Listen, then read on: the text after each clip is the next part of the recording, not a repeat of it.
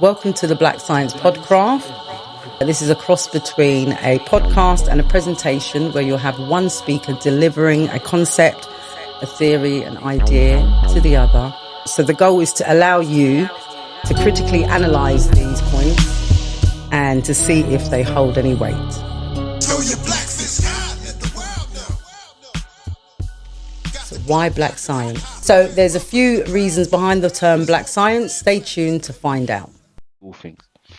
And when people say it's very interesting or use it, I say it's a cop-out. And that's why I wanted to talk about that, because I don't like it. Could it just be the nature of humanity? People use that as a cop-out. It's just a cop-out for the reality that humans have just come up with something evil and we want to just say, it's just the way we are, man. There's nothing you can do about it. So, another comment.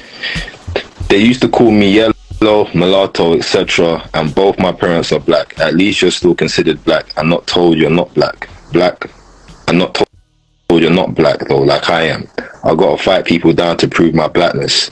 Right? This is what someone's saying, right? So basically, they're light-skinned, but they got two black parents, and everyone considers them mixed race or tells them they're mixed race. They're not fully black, and it annoys them. I've got a cousin that's got two black parents, but it's very light, and he's got like green eyes. So and his hair is it's kinky, but it's almost cool. It's almost like a coolie kink to it. And he's had those same not issues. I mean, maybe it's issues. I think there are challenges when you're kind of coming into your teens, and you kind of like who you are and who you self-identify as has a huge part to do with kind of the social group that you associate yourself with. And I think within our social groups we do, I think, and it might be natural to develop in men like there's a banter around kind of the differences, but I've definitely seen it in family where there's and I think internally sometimes those are the spoilt children. Those are the ones that the grandma likes more because of colorism. But then externally, there's a kind of a you look mixed, like you look like you've got a white mum, and that hurts. And I think the crosses we there. Yeah, because she was annoyed. We could tell by like the energy in the comment, and like I always get annoyed when colorism is brought up, because this is like a system thing, and then somebody mixed race or somebody light skin says, yeah, but we get it too. To me, it's like that whataboutery. It's whataboutery, because I'm not saying you don't get it, but why are you dissuading from the point that we're talking about right now? Why has you got to be whataboutery? Because we all know that there's a specific system that is more prevalent, more fundamental to the whole discussion. Like, it's based on the whole system of racism, that, slavery, all of this stuff, where, dark is bad. Like I said, this is global, right? But then that's mentioned, and then somebody wants to say, yeah, but I'm light skinned, and people get onto me about being light. So, at least you're black. It's like, it's almost it's like when people say, all lives matter. It's like that. Doesn't that also go back into the whole colorism? Why are we discounting that they're black and that they still have the same things just because of the light and dark skin shades? They still have an issue that is still within our issue. So why are we discounting that? It's not discounting. It's just that the conversation is about a specific type of colorism, and then it's what about this kind of colorism though? Well, let's talk about at least you're black. At least you're considered black. And people hate, yeah. At least you're considered black. I hear that. We wasn't talking about that. We wasn't talking about that. It's literally like white lives matter or all lives matter.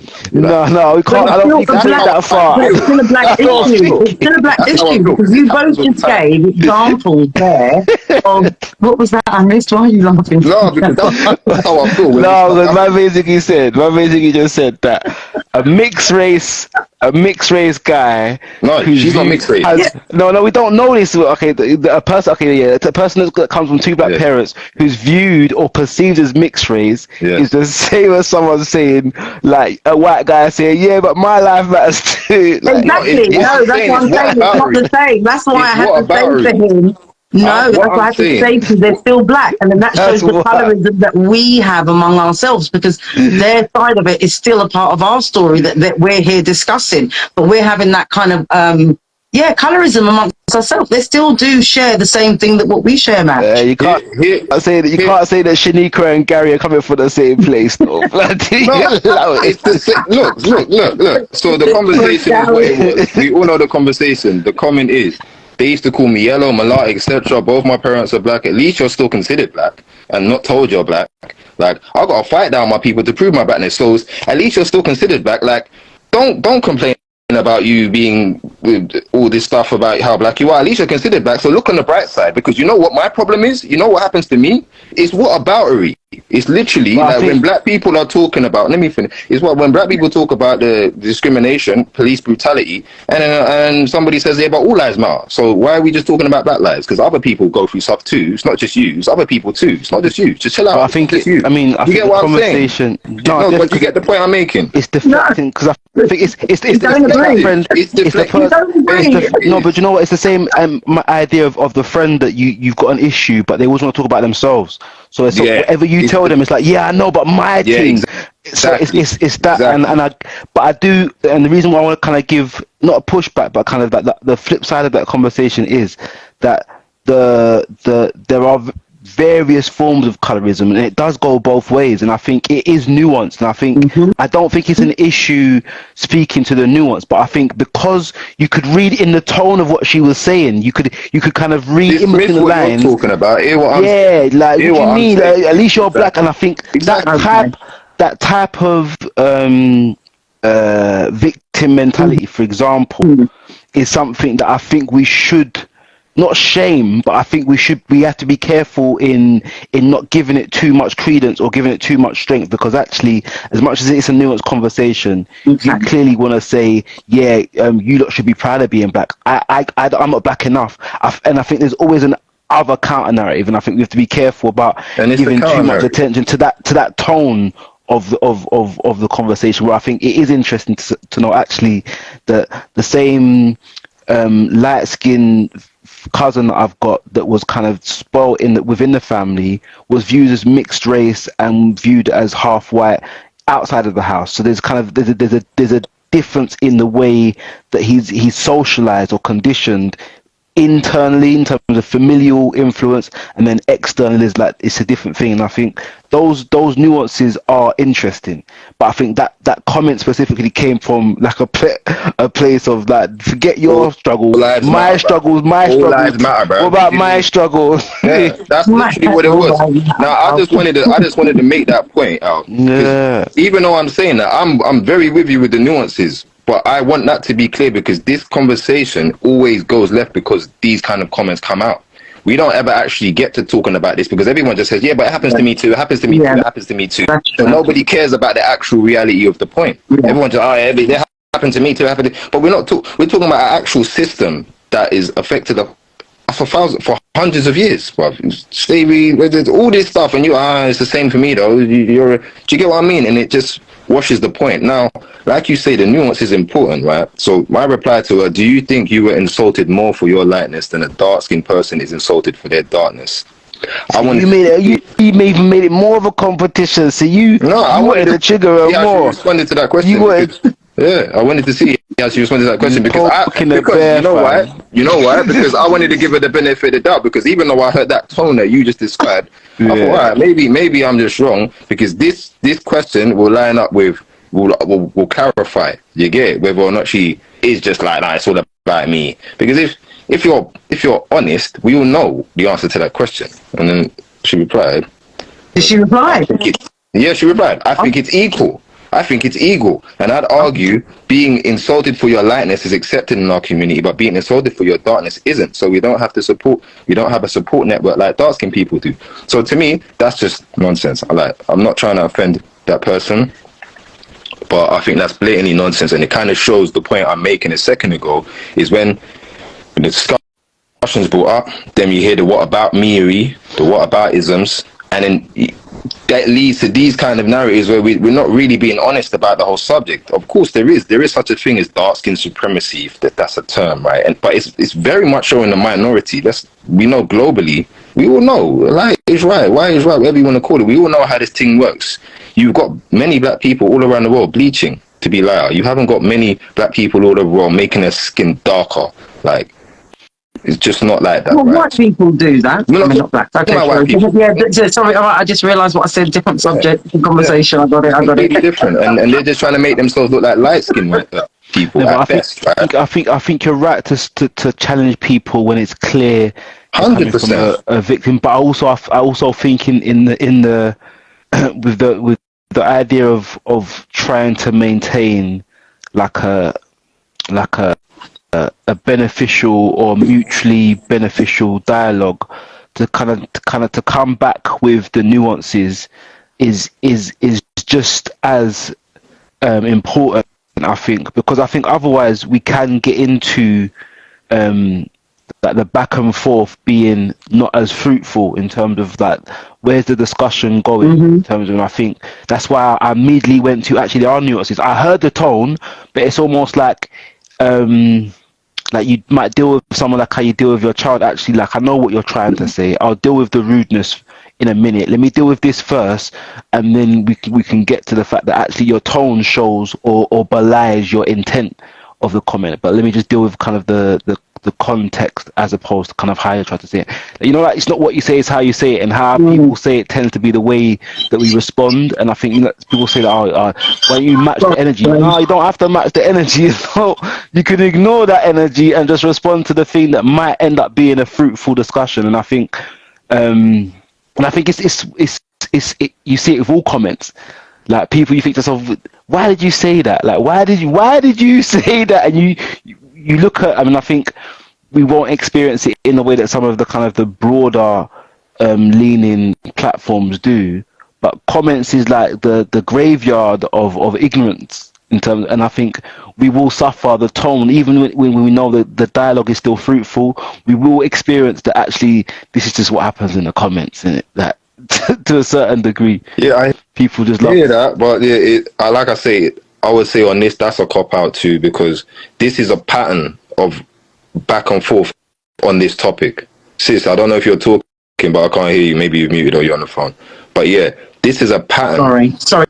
Someone commented. I wanted to say before you go off. Obviously, this is an engaging platform. So someone's left a comment, and I think we should kind of read that out or address that. Sorry, and I was on a call then. I did get a call then. Okay. So what I was saying, is this type of back and forth, for me, it isn't really about a fruitful discussion, because like I said, that's why I asked that follow-up question to kind of test where the energy's at and how honest, in my opinion, how honest or sincerely do you really want to discuss this topic, right? Because that's how I will gauge whether there's any fruitful to be had. People like to be biased in the ways they're biased. I'm biased, you're biased, everyone's biased, right? For me, once I recognize there's a certain biasness on a certain topic, there is no fruitful discussion to be had, because you're just going to hold your position. That's how I see it. And like I say, with this discussion, this isn't the first person, third, fifth, with this type of thing happening. Like I say, this is a pattern. This conversation is brought up. It's like talking points when you talk to somebody who's like a far right type person. There's certain talking points when you bring up race or reparations or something that they're going to hit on. And you can kind of gauge the kind of person is straight away about the way they rebut what you're going to say. And there's a limit to how far you can get with a discussion with this person, and pretty much they let you know by the talking points they kind of run with. Now, it's not for me to try and convince, that's dumb for me to try and change or convince someone or make them see it another way if they've already kind of hemmed in with their comebacks in a certain bias. Like, what we have to do is deal with people where they are. See people where they are. If that's where you are, that's cool. That's where you are, that's how you see it. I'm done, because I understand, again, this is a common theme. This isn't a new conversation. It's a common theme, and it's a comments. Not yet.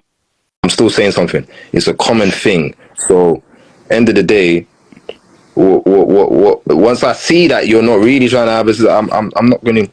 I don't really care to keep going back and forth. What's the point? You know. And she did add to it, though. She did add to it. You know, I think it's equal, and being insulted for your lightness is accepted in our community, but being insulted for your darkness isn't. So we have a support network for dark-skinned people. Anyway, really her problem was, bottom line is, we both have two black parents and shouldn't be treated like I'm mixed because I don't have those privileges, and my younger brother is dark. I'm an N-word, and they fucking know it.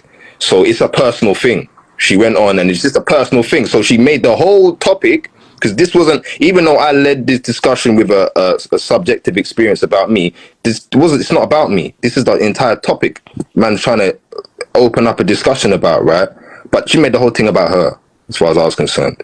And that's happened before. Like I say, this is a pattern. I've seen it happen many times. Straight away, it's her feelings about it all, and it's about me, rather than the bigger picture. But and I try to question. As a platform, there's this, like, I think you're right to call it out, but I think also there's a space for that. There's a space for someone's very individual issues, very individual victim mentality, having the light shone on that specific type of experience. I think you're right to call it out, but yeah, I think there's definitely a space for not just the nuance, but just in terms of allowing people to be for whatever reason consumed in their own thing. And sometimes the internet and online platforms like ours, like many others, are just a space for them to vent those individual personal vendettas, chips on their shoulders, whatever it is. Like, we're here for the engagement. I think there's a part of the engagement that will be people, the conversation triggering something personal for them. That you have to have that goal in mind. You can't let nothing stop you. And even when you feel like you can't keep going, you stay consistent and keep going. 1 foot at a time, you're already farther than you ever will go. That's why they say you only need to take 1 step forward. But if you take a step forward every day and stay consistent to it, there's no telling where you'll go. There's no telling what you will accomplish. There's no telling what you will gain. But first you must be dedicated to gaining it, going there, and making it that far. So I'm leaving you with 2 things, and that's dedication and consistency. I would say which one you're gonna do, but I need you to do both. Let's go. Tamarind ting, good for magnesium, good for fiber. Cherry nice, very good for blood circulation, recovery. Root tonic, blood circulation, iron. Power bitters. Start your morning and your day with it. Clean your gut.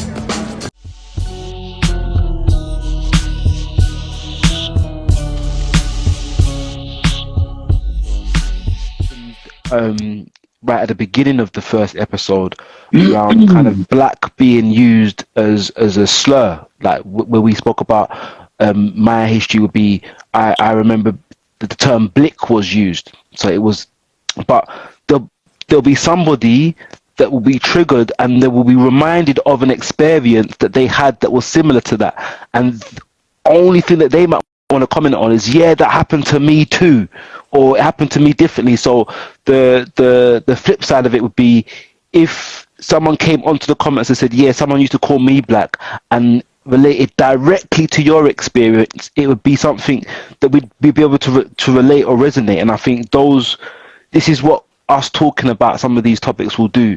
I think for the right and for the wrong reasons, it does trigger not just conversation, but it triggers these feelings of people. The person that wrote, that woman girl that wrote that, might not even known that she was coming from, she was writing in a tone. She probably just wrote how she felt at that point. But it came out, and when you read that, you could hear the tone. You can hear from the tone of the way it's written, how the comment was formatted, that it was coming from a specific place. And I think, yeah, the YouTube comment section is almost like a therapy session for some people. And I think the topics that we're going to discuss are going to be triggering people to make them comments. Not as wild as you'll see on some of the other podcasts maybe, but I think when we touch on things around race, culture, religion, spirituality, these are things that are going to trigger people that have got an interest in it, let alone people that just kind of happen to come across it and just get vexed for whatever reason. And I think all of the comments, although they don't all deserve, or they're not all worthy of discussion, I think some of the more ignorant ones, it is good sometimes shine a light on them, because we can kind of pick the sense from the nonsense and kind of call out, actually, we know where that came from. Like we saw that a mile off, but there is a deeper conversation in what you're talking about that she might not have even contemplated. Like there's an internal race, there's internal colorism, there's internal tribalism, there's Caribbean versus West Indian. There's so many different forms of internal prejudices that we hold. Anyway, that type of comment could have led to that type of discussion, but she was caught up on her, and I think, for the most part, yeah, you were gonna get. I'm assuming that if you get 20 comments, like 5 or 6 of them are gonna be that kind of me, but me. You know the what cartoon is it? There's a cartoon where there's a seagull that goes me, mine. Like it's that kind of mentality. The person that is just perpetually internally No, I hear that, but I don't want to. I'm gonna move on. That is a point of why we're having these discussions as well. But is that, how many more have we got? Have we got another few comments to address, or is it those two only? Yeah, I want to move on, but just to say, my thing isn't that she's made it about her. My thing is, this is a pattern of how this conversation is dealt with. That's why I wanted to bring it up. I agree with you. The comment section, people, you say what you like. I'm not here to say you shouldn't say this, you shouldn't talk about yourself. I'm not saying nothing like that. That's perfectly fine. The whole thing for me with this comment is I'm not even really talking about that commenter. I'm talking about in general, this conversation is brought up. That's the kind of thing that happens. Yeah. And that's a pattern that happens with this discussion. Similarly, like I say, with that Black Lives Matter, and you had people saying all lives matter. It's what happens a lot with these type of discussions. We're given whataboutery. That is why I wanted to bring out that comment, because of the whataboutery energy that happens with this discussion in particular. Colorism. And even in the comments, somebody has put, everyone has someone bullied them for something they can't change. Everyone has been duped one way or another. That is more whataboutery. Because no matter how true that is, people are bullied for different things, and that doesn't change. We're talking about colorism. This is a thing. So to discuss a thing, we can't just say other things happen anyway, so it doesn't matter. That doesn't help us understand the thing or deal with the thing that we're talking about any better. Do you get what I'm trying to say? When the sisters brought up her situation, oh yeah, but I'm like, but that doesn't help us deal with the thing. Let's talk about what we're talking about critically. Let's not just say, what about the other thing? And what about the other thing? And what about the other thing? So as if to say, because you can say another thing happens, then what you're saying is... I think the bullying thing will probably just come back to kind of trying to put the conversation back to what is or isn't human nature. Whatever that is, can you see why I'm saying that's whataboutery? Because that's why at times when they come in, you have to maybe address what it is, because it might be a point you've made rather than the whole thing. So again, we need to keep an eye for that. Sorry to cut you. I mean, I think I get what he's saying. I can imagine when he's come up with it. But like I say, the point we're talking about is people being bullied for the colorism, because of colorism, a system that we understand exists, rooted in racism, rooted in oppression, rooted in colonialism, rooted in imperialism, rooted in all these things. We're talking about it, and then someone says, yeah, but everyone has someone bullying them for something. They can't change. Everyone has been duped one way or another. It's another form of whataboutery.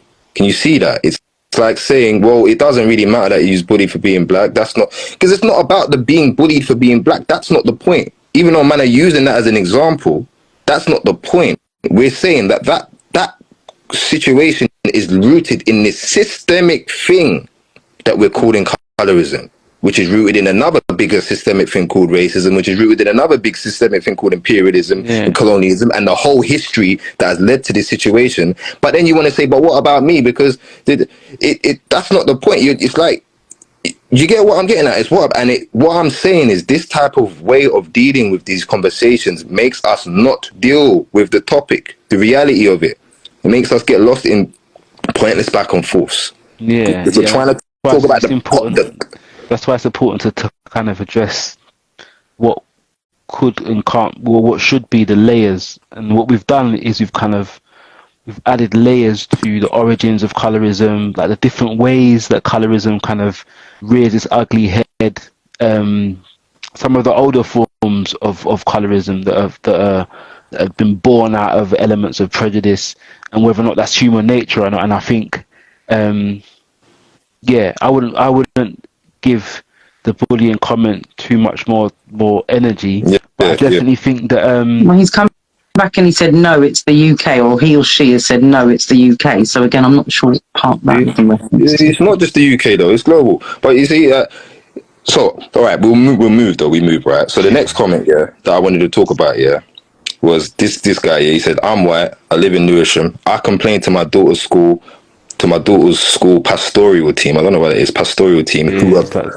group. Okay, who were black women, about the intolerable colorism that was going on unaddressed in the school. I'm not sure why I'm sharing this. Maybe in the hope it enlivens others to act." So what I thought when I read this, you got a white person, because I remember hearing on LBC one time a white person said he went to Uganda, and he was like, "Bruv, you see the colorism in Uganda is crazy. They treat me like I'm a god." Like, and it was mad to hear a man say this on the radio, right? Because it sounds so mad for a white man to say this about how African people are treated. To admit to it. But when he's saying it, I'm saying that sounds mad and sad, but I know it's true. I know it's true. That's interesting. That dynamic's interesting because he says he's a white dad, so I'm assuming that he's got a mixed race daughter. Who knows? But probably, right? But the thing is, what I thought when he says this, is I know how the black parents are gonna know about the colorism too, but they ain't never gonna go and complain about it. It would take a whole another race of a person to think how mad is it that you lot are being colorist. Like, you should stop doing that and actually go and complain. Like, I'm not saying a lot of white people are doing it, but this white guy did. And the first thing I thought is the black parents are gonna hear of it and they're not gonna say a thing. They're definitely gonna complain. No, I've sat on a lot of school boards and there's always one or two. I just think that the nuance in that specific scenario is quite interesting. It is, because I think on one level you speak to like us as African Caribbean descendant darker peoples tend to kind of be less engaged with the school, like typically. I don't even think it's that. I think deeper than that, and with his situation specifically, it sounds like you're in a multicultural relationship, and your daughter or your son is experiencing aspects of racism that it enrages him that he's raising it, because it should be coming from somebody else. Maybe my partner as a black woman, or if it's a white woman, a black man, like they are tired of having to raise these issues of race with the school. They kind of almost accept that the school is going to be racist. And me seeing it from the outside, I feel compelled to, and I see there's one side of it. It sounds mad, but the part is like, I don't like the white savior thing, and we see this in the Hollywood construct, that there's always going to be someone in a Black Lives Matter. There's a white person that's right at the front too, and that's that, and we rate that person. But I think it's really interesting because that specific comment coming from that specific, the way they've worded it, it does sound nuanced, and I think we can only speculate as to kind of what the scenario is. Like, I've given what I think it might be. I'm saying we don't have to. I'm saying your analogy there of him seeing racism and not racism, colorism. This is a different thing, because I'm saying, if it was racism, black parents are getting involved. I'm saying they're not having white people calling their son nigger and gollywog and all that. If it's known about, if it's obvious, right? They're not going to have that. They're going to step up. But the colorism, they ain't going to say nothing. This is the nuance I'm talking about. They ain't going to complain about that. They're going to know that's going on and be like, this is what it is. They're not going to say that consciously, subconsciously. They're going to just know, this is the point. Like, this is the point. Because if he's in a mixed race, if he's in a multicultural relationship, then his thing. It sounds like, why am I having to say it? It's almost a call for help to his partner, because the partner should be speaking up as much or more than he is. I don't even think we have to go and speculate on his partner. I don't think we have to go that far. I'm saying, all we know right now, he's a white guy that went and complained about colorism, right? So he's complaining about black people insulting other black people, or black kids insulting other black kids about their color, right? Whether he's got a kid, he ain't got, I don't know. We don't know. Partner, we don't know. We don't have to go there. My point is this: that's not happening with the black parents. the black parents are not going to go in there and complain about the colorism going on amongst the kids.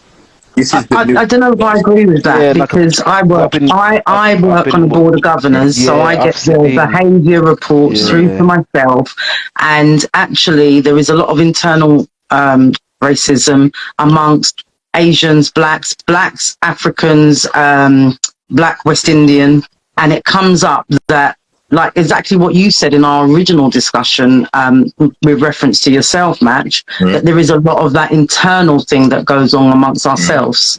So I do feel that with that, the schools have a responsibility to say whatever, bring it up to the parents, and sometimes parents, they might not forthrightly come in and complain as much as if it's a white and a black, might not as forthrightly, I said, let me finish, but actually it is something that it is brought up, and it is amongst us as parents. It is. When you say it is brought up, what do you mean? Especially now, maybe not so much in our generation, but definitely in this generation, there is a very much of that divide. When you say it is brought up, what do you mean?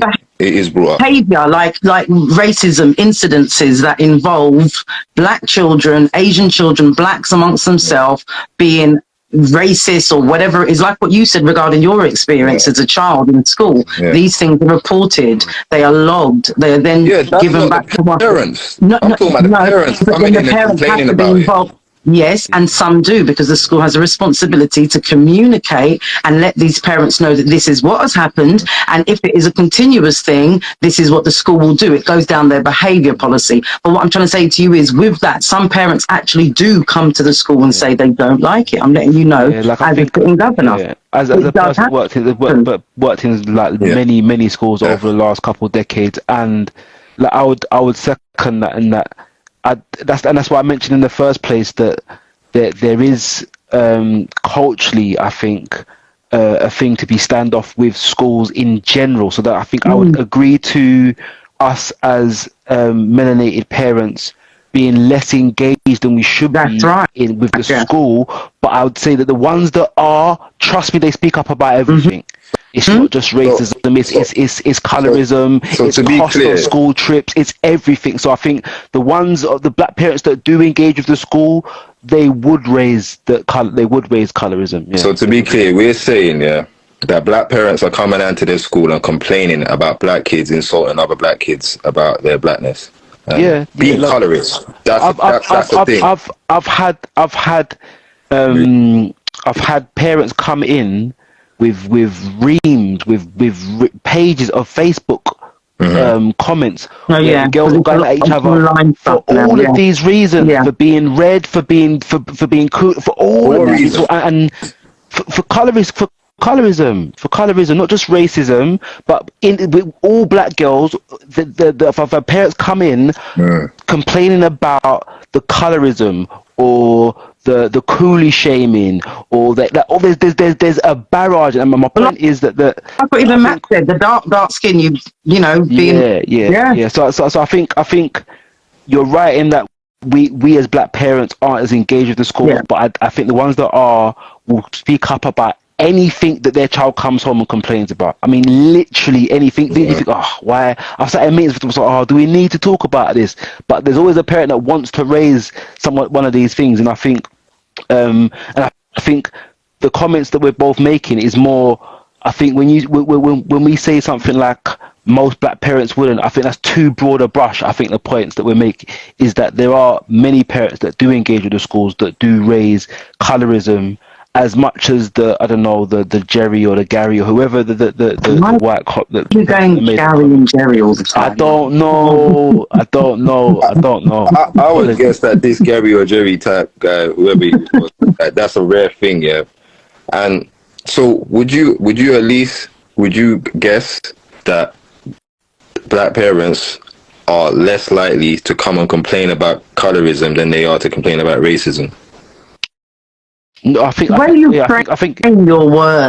questions is that very leading, but I think I'd agree that a parent, like the average black parent, that one that doesn't engage in everything, is way more likely to come to the school about a white student saying the N-word than they are about another black student saying my hair's too straight or I'm too light. His point. Yeah, and I think and 100%. I'm just saying that the parents that do engage, I don't think it's accurate to paint a broad brush and say that most black parents wouldn't complain about colorism, and it's come from a white parent. You know why I don't think that's accurate. You know why I say that? Having worked in school, I hear that. You both think you went to school, but you know why I say that, right? Because colorism, again, goes on in every black community in the diaspora, and the vast majority of them in Africa, right?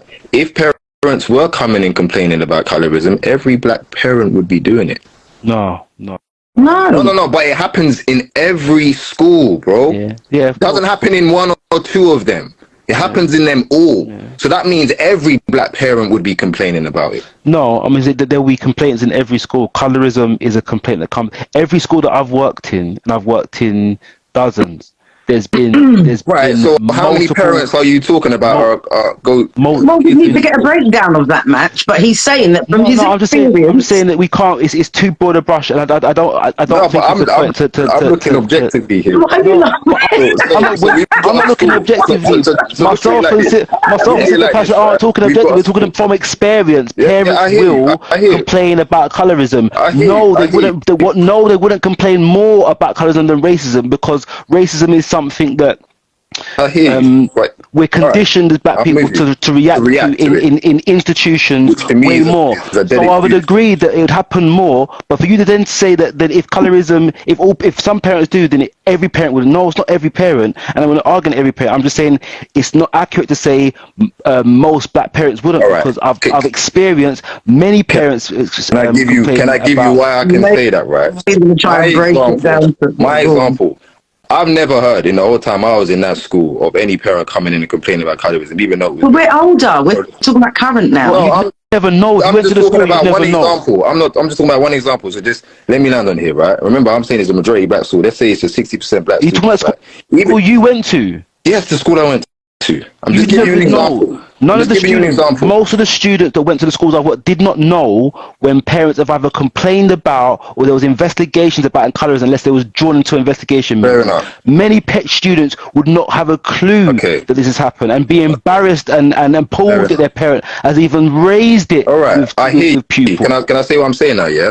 Let's say hypothetically that school in now times, because that seems to make everyone happier. Now times that's like 40% black, right? A school with 40% black students, right? Yeah. They got 40% black students. That means 40% black parents, right?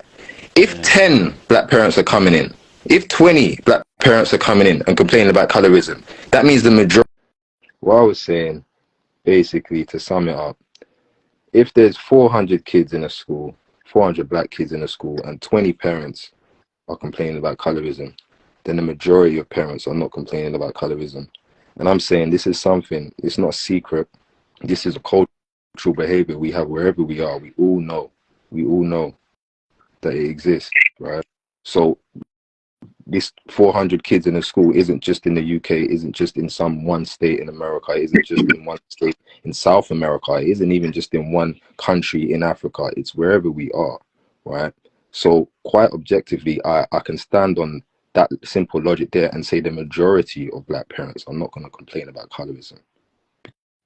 Because it's so cultural, we accept that logic, we accept that it's just going to happen, and it is what it is. And, bruv, a lot of people are colorists themselves, so they're not even opposed to those ideas in that way. Let's be honest. And that's just being objective, bruv.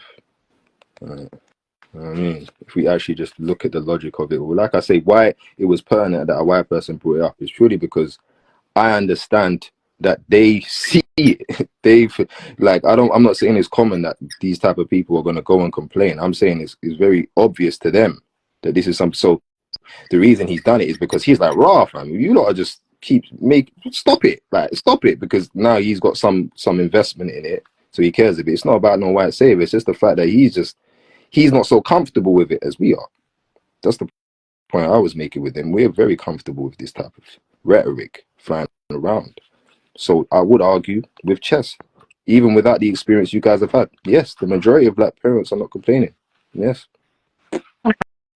The person that was made the comment about bullying made a comment about school in Ghana. I can't remember what it said, but he Yeah, mentioned it's gone off the screen now. something about school being school in Ghana. He said, "I imagine how they're treated." Yeah, no. I mean, when I read it, I wasn't sure how to take it. I was thinking, have you been to Ghana? Do you know? Do you like, or is that just kind of you making an assumption based on engagements are important, you see. So, because sometimes you can say something and then because that was it. He said, imagine how a light person will be treated in school in Ghana. I was thinking, like, why did you go to school in Ghana? Like, It's what? water Like, you know, like, It's water battery. Yeah. And that's the thing that happens. Just to add to that point there, once water battery begins, there's no end to it. to the what There's no about me end. still. There's no end to water battery. Infinitum. You keep Infinitum, bro. just And all the while we're diminishing the point that we started with and the big topic that it is for the sake of water battery, which gets us nowhere. Because you could water battery with anything. Oh, I lost my phone, but you know what I did? I crashed my car the I other think day. any battery is always a part of the A or B. So any other business discussion, like it's a secondary part of the dialogue still, it is. But I think you're right that the comments, like I think we done well not to kind of respond in a certain kind of way this evening. But I think because I was gonna ask that person, what do you mean? Like, what do you mean in Ghana? Like, what do you mean? That colorism, and it go back to what we spoke about in terms of that the colorism is rife within children. Like these prejudices, all of these prejudices are rife within children. It's taught, and it's also when you look at the studies when they've kind of filmed children at certain ages, the tribalism and grouping up and shaming others for power. It is an aspect of what is a developing child's human nature. I don't think it necessarily is adult. I think it's taught. A kid doesn't recognize the difference until it's pointed out to him. He sees the behavior of other people treating people different, and it's subtle stuff. But he picks up. You know, they've shown that the dogs of racist people, or like dogs can start behaving racist. Like they don't care that you're black, but they can sense the behavior of their owners changing when they see. No, but I've seen similar studies with like chimpanzees where they've got like a chimpanzee that didn't grow hair everywhere was ostracized. It was just as strong, but because he looked a bit different, the chimp was ostracized. Or like you might get like it's different if you've got it's different if you've got like an animal with like a limp that can't hunt, but something that's just kind of aesthetic where it didn't change the same. But even with the chimps, if the chimps treat that chimp like he's normal, then the other chimps will treat that chimp like he's normal. But what you have is a culture where some chimps start treating him like he's not normal, so the other ones do too. They have power dynamics in these chimp troops. What I'm arguing against now is I think there's an element to prejudice and alienating what's different in a group. So if you've got 10 people that are all jet black, and you've got one person that's slightly light, as a child, that child will be sectioned out. I think it may well be a part of a child developing mind in ignorance to alienate what's different and celebrate, and you'll see kind of the mob culture comes into play where the child's behaviors, they act different to how they would do as a one-to-one when they're in this kind of group culture. And I think you get children that will do that and alienate people for any difference. And I think colorism just becomes one of the things that's important discussion. But I've definitely seen it in younger children where if you get, even in parties, I've seen where I've had like children's parties, and I've seen a child comes in that doesn't know everybody, for example. That's a difference. You don't have the relationship, or it's dressed a bit differently from other children, and they'll just and you might be right in that gang culture, that mentality might well be taught. But I think when you can see it in nature, in terms of how animals might pack together against one difference, I think we can say that there's a natural aspect to prejudice that leads itself, especially in children groups, young children groups, where you can say some of it's taught, but I think how they interact away from adult supervision is also quite interesting. And I think the way that they kind of, it's forms of tribalism, but you start to see groupings on similarities that they won't necessarily have it discussed. So a child doesn't necessarily have to discuss with another child their home background is different. There's certain character traits and non-verbal behavior traits that they'll start grouping up, and then the numbers will mean that there's someone will be alienated, and it might be just for fun, but the prejudices do come, and I think colorism is an aspect of that. It's definitely an aspect. I think it's less human nature than some of the other prejudices that you'll see in child behavior specifically. But I don't think we can steer too far away from. There's an aspect of alienating what's different, whether that be a color or any difference in childhood. I think it's a process of development. I think it's a part of child development or brain development where you have to kind of see things, not have to, but I think children may see things in more polarized ways that they don't have to be taught in. I disagree. I've definitely seen children be racist at school. I mean, it's still learnt behaviour in terms of, you can argue that it's been taught from somewhere. I'm just saying that it is very natural for children groups to alienate what's different. I disagree. I'm saying humans are different to animals. Animals will exhibit this to some degree in some of the ways of giving examples, but when you gave chimp an example, I would say they still is learned behavior. If all the chimps treated the bald chimp as normal or as the king, then they would all see that fucking bald chimp as the king. But what I will say with humans, we are unique again. We are the creatures of mind. We go on our community culture. That's what we run on. We don't have a sense of identity that is outside of our community culture. So the kid doesn't know he's black, white, green, purple. He doesn't identify in any real way. You will identify with whatever's around him, and however that's perceived. Black child in a majority white school knows he's different only by being taught it, only by him being treated different. If he's not ever treated different, if the treatment was exactly the same, they ain't gonna feel no difference. They don't notice their blackness until later in life. It takes a few years before they actually really identify these variations, right? In the early days, they don't even notice. They just don't know. It's not pertinent. Why does it matter? I'm hungry. I need to piss. I want to sleep. I'm happy. I'm unhappy. I'm in pain. No, I'm just saying that like what you're arguing against is that that you don't think it's inherent in human I'm saying nature humans are learning creatures. To group together around similarities and alienate what's different. I would argue that I'm saying human are learning creatures. We define reality via our community and our culture. It teaches us what we're supposed to think. We are not as instinctual as a lion. A lion will naturally pounce and do all of these things. A human will behave how it's learned to behave, how it's learned to be. You know, it will feel safe by whatever it views as the parent. I'd even argue that there's an aspect of protection. There's an aspect of group security that lends itself to alienating what's different, because you did that. What's different might be dangerous. But how do you define what's different? This is what I'm saying. A human defines what's different depending on what its community tells it is different. No, it doesn't know. It doesn't intrinsically do. That's one way, but I think that's like a chicken or egg argument, because actually you can say what comes first: the community conditioning, or what's evidently apparent. If you're, and this is the example I gave. And then similarly, if you do it the other way around, a white child walks to what's natural, and I'm just saying that I think it's human nature to see differences. So you're talking about a white child growing into a black school that's already been around. It's already been socialized. Yeah, that's what I said. What age do we say? As I say, what age? At 4, or what age do we say that the behaviors that we see exhibited in school age children is a consequence of either their natural human nature or conditioning? And I think it's difficult to separate. Obviously, it's very difficult to separate. I hear what you're saying. I've said this, like, really hear what I'm trying to say with this point here. Humans, right? We are the creatures of mind. We have to learn how to behave. We are not like a wolf or a dog or a lion or a cat or all these animals that have instinctual behaviors. We learn it all. We're blank.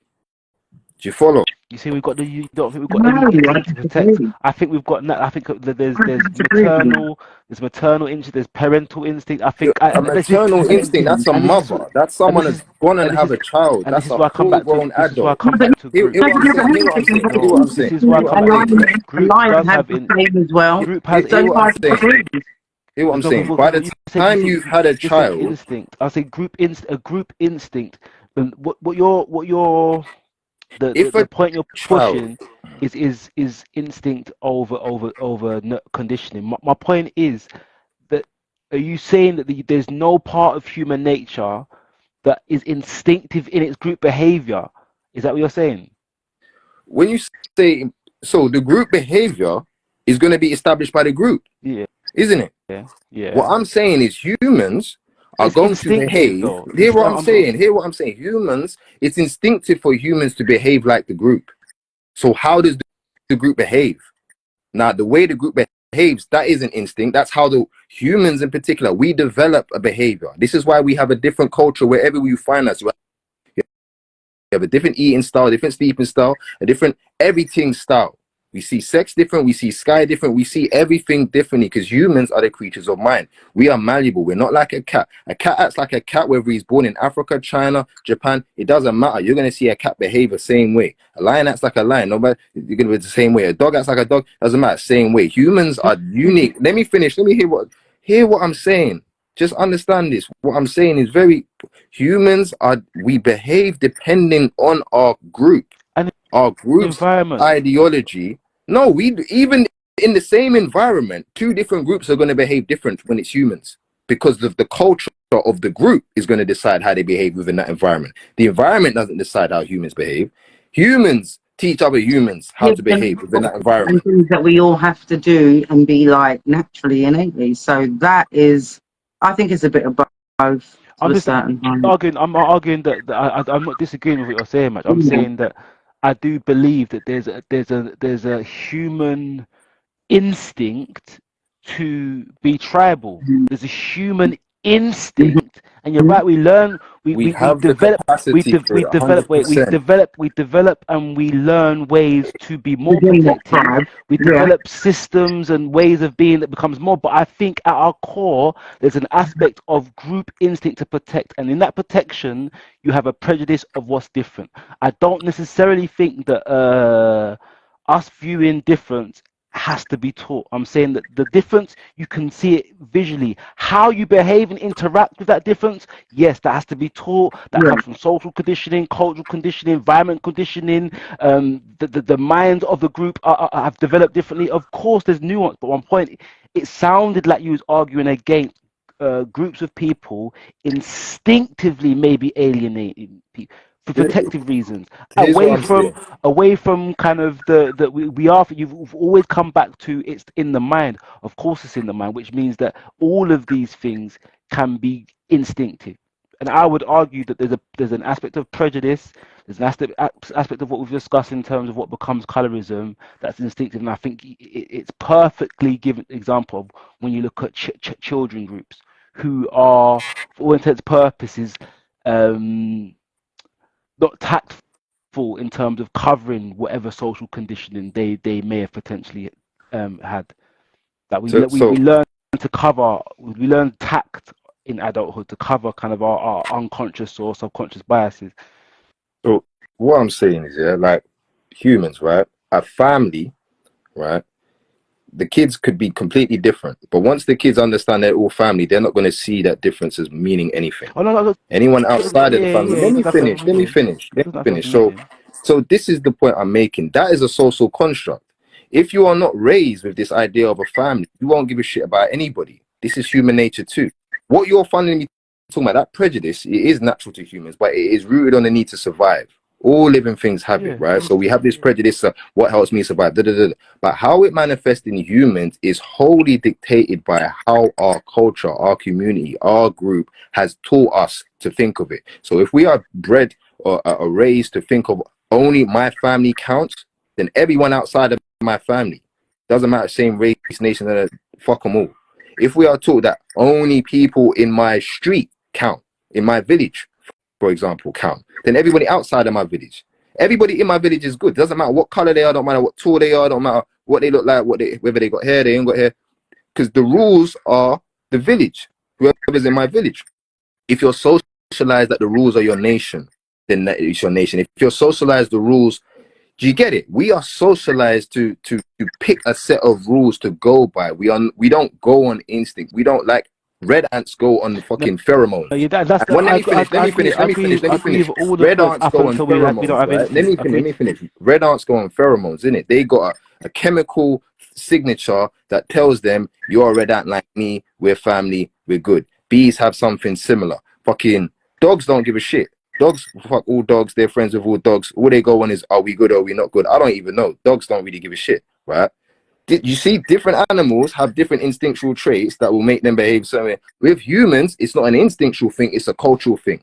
Whatever we are cultured to think we identify with. If I was raised in the right environment, I would think, all white people, I'm white. They could have just told me that I was white, but I just come a black skin and they just love me the same. And the difference wouldn't mean nothing to me if I was cultured a certain way. And that is human nature. Right. But I think it's fair enough. But I think what you're arguing against is man having instinct. And I think, although I agree with everything you said, up until we don't have instincts that drive these things, like of course instinct drives all of them. Someone has it in order to put it. Someone has it in order for it to be put in place. Say that again. I told you we do. Oh, him. I'm sorry. I told you we do have instinct. We have an instinct to survive.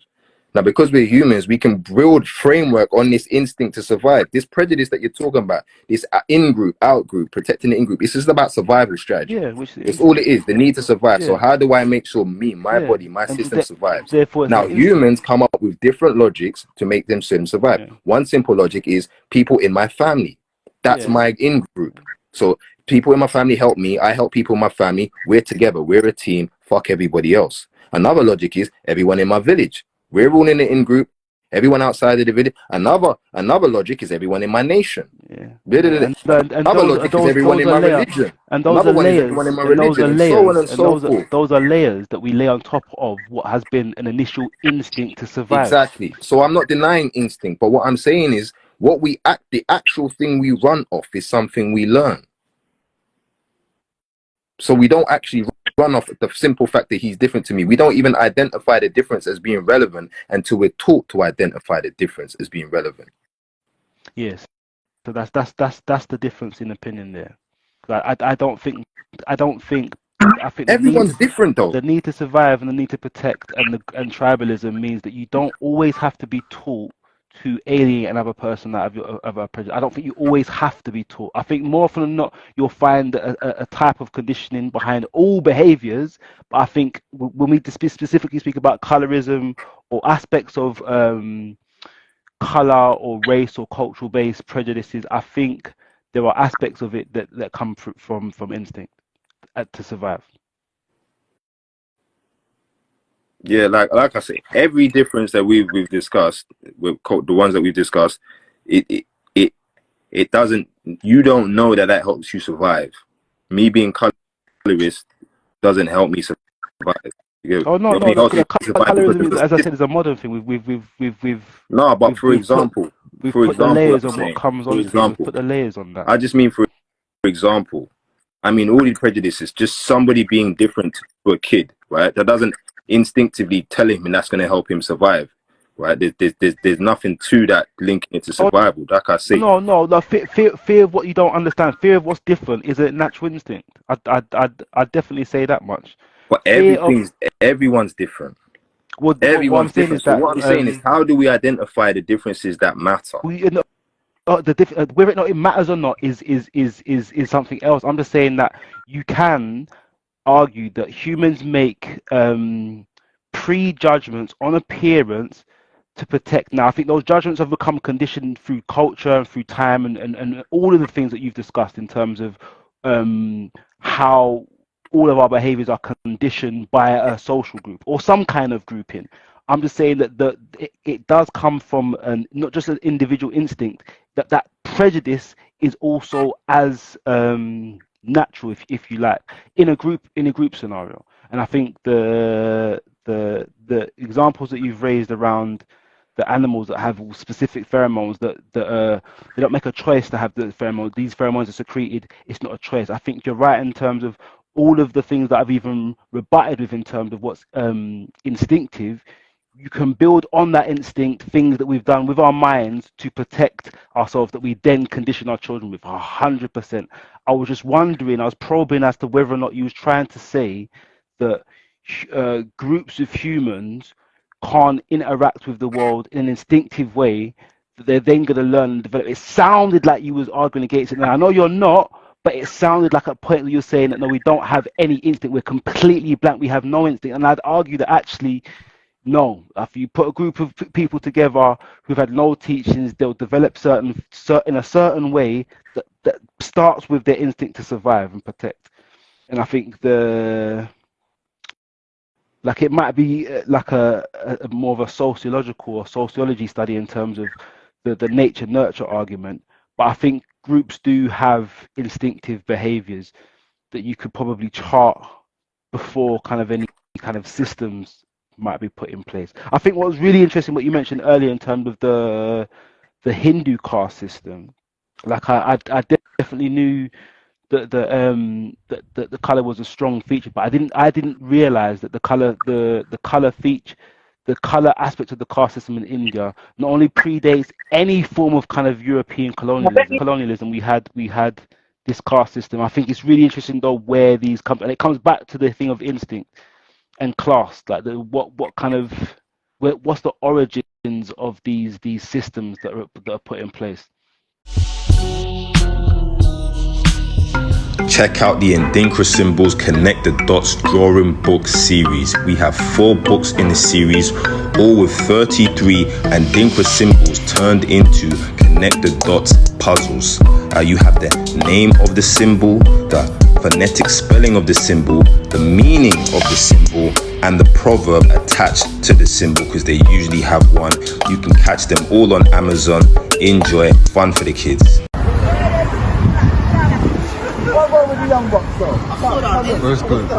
What's good?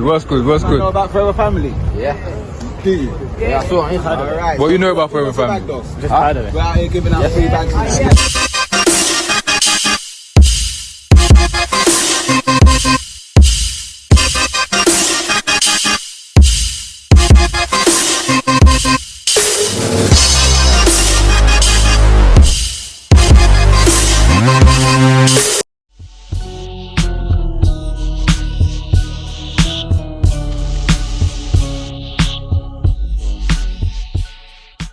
But we just mentioned there was a few things that were mentioned from part 1 and part 2. So one thing that was mentioned was the N-word, the use of the N-word. It was a brief thing that Naba mentioned, but off the back of that, somebody questioned me about it in general because he thinks it's fine. Did you see that little back and forth I put in the group chat? Yeah. Did you see it, sis? Yeah, I did. I found it really interesting, to be fair. I kind of agree with him. You agree with him? What was it? No problem with the word. No, sorry. Hold on. Which part? Because you sent a few, so not the N-word. There was a king that sent a long. Yeah. I'm just going back to the chat now. Got to that one. That was one about there. the black. Yeah, they got a long one. We're gonna get to that. So, because this one, the N-word wasn't even in part 3. That was whichever part. I think that was part 2 where it was mentioned. The man got. He didn't get back to me until later about this N-word use. So I just figured, because of that conversation is an ongoing conversation. Many people seem to have this, because obviously people use the word, innit? And then some will argue we shouldn't use it, and some people say it's not even that deep. No, we should use it. I personally think it's not grown. It's a bit childish to use it. And that's my thing. We shouldn't use it. You know what I find? My personal experience with this, working with a gym, obviously, when I was in London, when I was around the Mandem, it weren't that deep. But working in a gym in Oxford, a very white county, whenever like a song comes on and the N-word's in the song, even when it's censored, being the only black person in the room, I always feel like, yo, that's a bit mad still. Like, and I never really experienced that when I was in mostly black spaces. But when I'm in a mostly white space, or when I'm the only black person in the room in a completely white space, it's like, yo, I actually don't like the idea that this word is being used in this way. You know, I can feel, maybe it's in my head, but I can feel that everyone kind of, their ear pricks up. They're aware that word's just been used, kind of, you know what I mean? Give me a little side eye, or a subconscious side eye. Maybe it's in my head. But yeah, ever since that I kind of not liked it. Actually, that's how it makes man feel in that space. There's a reason. Yeah. I remember one point a few years ago. I think it was before COVID. I remember. I think it was Kendrick Lamar made that someone was a white guy was miming his one of his lyrics, one of his verses, and he wasn't comfortable with the person. I think he's got a couple of tracks where he says it quite often, and the guy was singing it passionately, and he wasn't comfortable. And I thought that was quite ironic that you've put the music out for everybody, and then your fans, who are probably not mostly white, but you've got a large population of pale skin followers who love your music and reciting your music, and they clearly don't feel uncomfortable using it, but you do. And I thought that was quite ironic. I'm thinking to myself, how can you justify using it so passionately, even if he uses it in points quite ironically? But I think when you kind of have issues with other races using it or rhyming back your words, then you've got to question why you're actually using it. And I thought that was interesting. But I think it's probably more of an African American issue where they culturally they used it a lot. I've never really been in spaces where we use it quite often, and even if we do, it's kind of in an American accent, and it's kind of like a parody of American slang. It's not really something we use in our own kind of ebonics, if you like. So yeah, I think you're right, it's childish, but I've always felt uncomfortable hearing our European counterparts or my paler skin friends use it, and it has happened on a couple of occasions where a couple of the paler skin out of a friendship group who use it, and you can feel the energy. It's like I don't think you should be using it. But I think these are kind of cultural terms that I think that those discussions are always important, and there's going to be spaces where white people are going to feel uncomfortable saying it, and I think they're uncomfortable for a reason, the same way we're uncomfortable about hearing it. So, but it's not. I don't think the conversation is going to go away, and people aren't going to stop using it. So I think the dialogue about the term is always pertinent. This thing we're being childish about is obviously I used to say it. So when you say it's not that common over here, I used to say it all the time. Everyone around me used to say it all the time. You know what I mean? I think it is very common. We're like wannabe Americans. Yeah. So we're just as Americanized in that sense of thinking it's a normal term. Like the brother that I'm talking about, he's not even from London. He's not from ends like that, and he'd be throwing it around there, telling me about. He says it around his white friends, and he don't think it's weird. Yeah, it's a bit mad, isn't it? Yeah, my thing isn't even about. Obviously, it's mad if a non-black person says it. But I'm not even talking about that. I'm just talking about the feeling of hearing a black person say it around white people, and then they're hearing it, and I'm there. And I feel like, even that I'm sensitive to that. That's what made me realize. What you just said there, what we got to think, what we got to understand is deep. Is you got a bunch of artists using this word, and the people that basically make this music make money. The music industry isn't fueled by black people's money.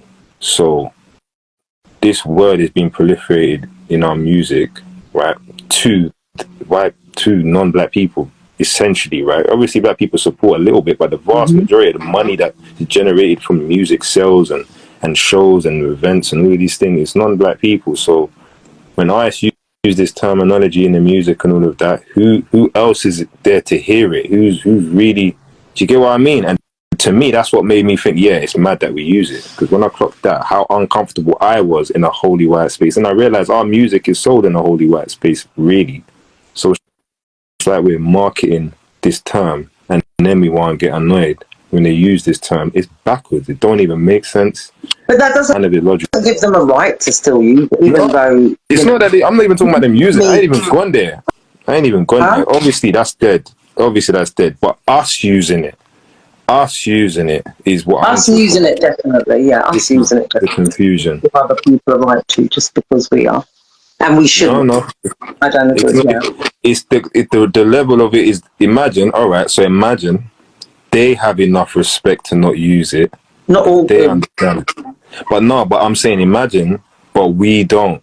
So can you see what I'm getting at? The psychology of that they understand. That's a mad word, we don't know how to say it. but we're gonna be like, no, it's cool. It's like self-harming almost. Like somebody. I understand what you're saying. They use it more as a way of taking ownership of it.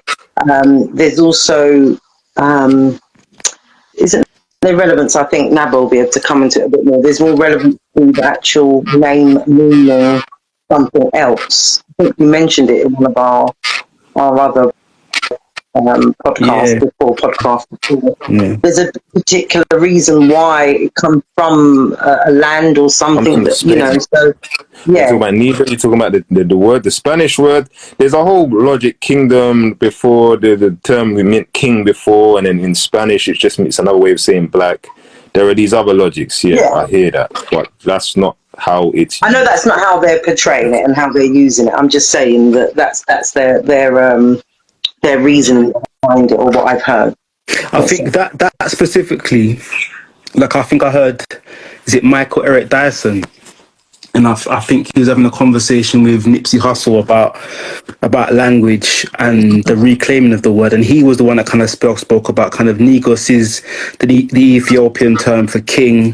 I think there was Nagas in the Indus Valley. So, but these are all kind of later iterations to kind of justify how modern culture is self-effacing, or it's a self-hatred term that we've internalized, and the simple use of it shows that we haven't fully understood the I mean, even to say that white people don't have the right to use it, they was the people that first used it as a negative for us in the kind of the modern enslavement process. So when people mention the word niggers, I think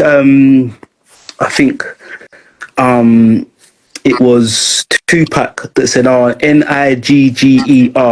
Those are the people that are hanging around in hip hop clubs with chains around their necks, and Nigga was when they used to, and that was kind of in the 90s. I remember hearing an interview where he was saying that. And I think for African American hip hop culture, there was an argument. There's probably still is an argument for them for those practitioners using it, reclaiming it. But I just think it's sloppy. I think when we try to justify it, it's sloppy. I mean, when I say it's not used a lot, we used to use it, but it was an American. We used to kind of even say it in an American way. We didn't necessarily use it. I mean, to be fair, a lot of our terminologies we take from other places. It's what we do as a culture. What we do. Yeah.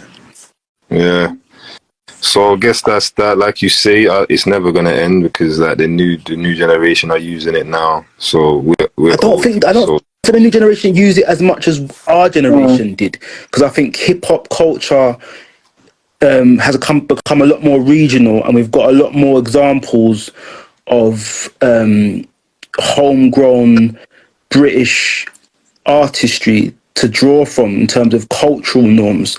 Well, I think when we was growing up, we didn't really have a lot. We obviously had obviously the jungle era where we kind of had us speaking in British accents, but for the most part, when we was using it, we was mimicking Americans. Whereas I think nowadays they've got a plethora of British artists whose slang, that we've got urban slang in this country that's I would say is used more widely than the American slang nowadays. I think our culture, our era used it way more than these youngsters do now. Yeah, I agree. I mean, having worked in schools, over the last 15 years, I never hear it as much as I heard it when I was at school. I'd say that much. Yeah, I agree. Yeah, I mean, that's how you see it. I'm not around a lot of kids, so but I hear it. I definitely hear it. Like I say, this guy that messaged me, people younger than me, they're not even a young G's, and I definitely hear it in the music, but I don't think it's going anywhere. And I do think over here it's completely normal. It's completely, we've normalized it to the point it's no one bats an eyelid, bro. That's just what I think anyway. All right, let's try and deal with this. So this is the long message that was thrown in a group chat about part 3 of his Heshima. So he's a sister, I would imagine, Heshima. So she's like, she don't agree with the English word black to describe ourselves. There's no country called black. If it was up to me to choose, I'd say Nubians or Melanites. Or how about the name where we came from? Syrians. So, all right, we got to break it down bit by bit because he said a lot here. That the Dogon elders said that we originated from Sirius star system. So we asked for other suggestions of the names. She suggested Nubians or Melanites. Now, Nubians, it's like it's a particular group of people. If we all want, I mean, I like the name. It is a cool name. I like Nubians. We discussed that as well in our Podcraft, didn't we? Mentioned that as well. Did we touch on Nubians? Yeah. We touched on it. We touched on the fact that Nubians was a name given to those people called Nubians. Yeah. It wasn't actually the name that Nubians, who we call Nubians now, gave themselves. That's all that we mentioned. But yeah, I mean, it's a nice name. It's a nice name. And I did say I wouldn't mind being called that rather than black. I prefer that, to be fair. Yeah, I don't actually know what Nubian means. But wouldn't it be ironic if it just related to blackness again? No, I think that the Cometians or the people from Egypt, it was a term. I think it's people of the arrow. People of the arrow, you know, because they were good arrow man. Yeah, they're good archers.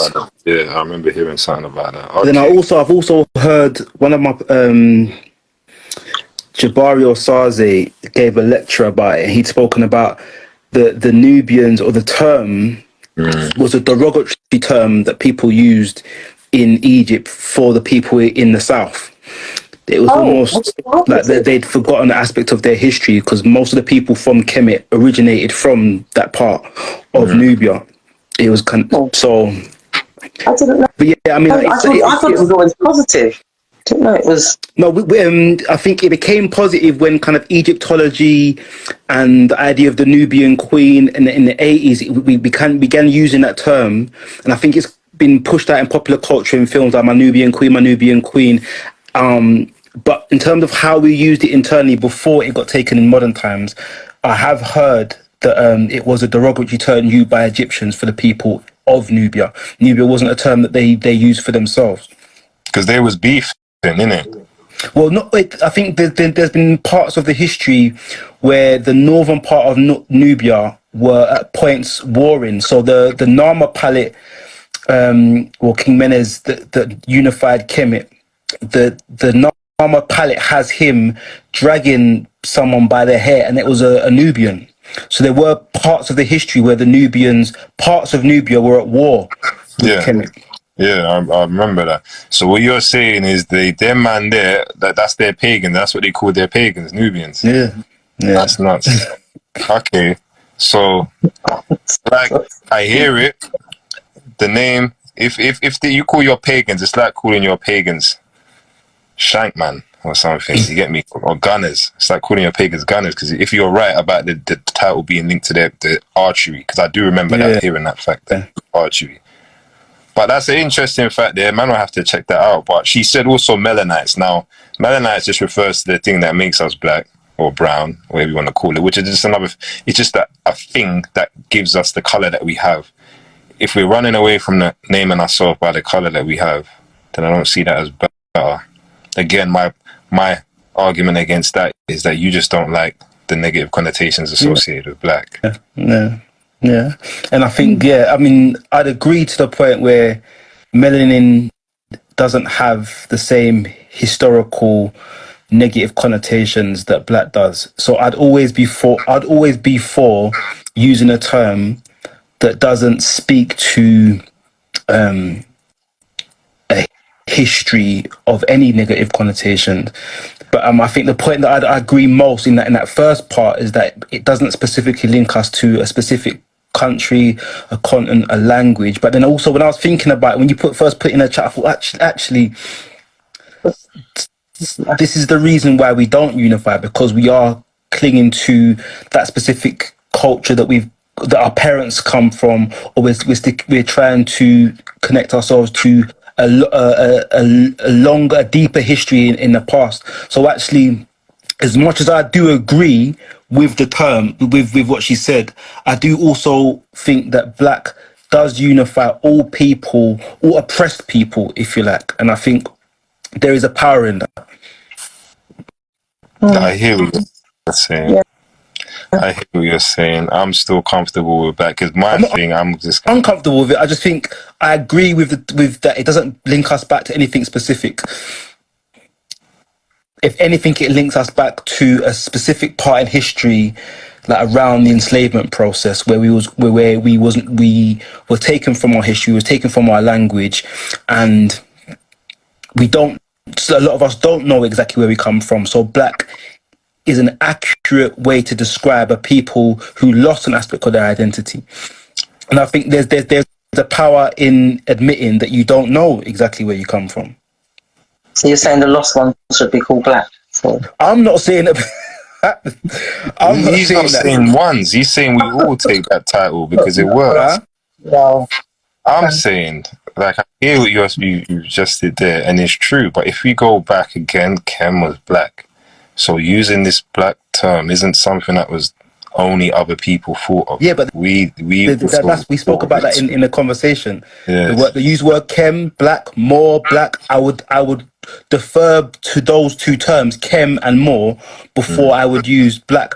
But consensus, application forms, black British, black Caribbean, those are terms that are used in modern times, and I don't shy away from those terms. I just think there are valid points to that. It doesn't link us back to a history or a language that we should take pride in, that becomes before we lost an aspect of our identity. I think black is a term that speaks to us losing an aspect of ourselves, and I think Kem, in a way that Kem and more doesn't. Language. So that's your issue, using a term from someone else's language.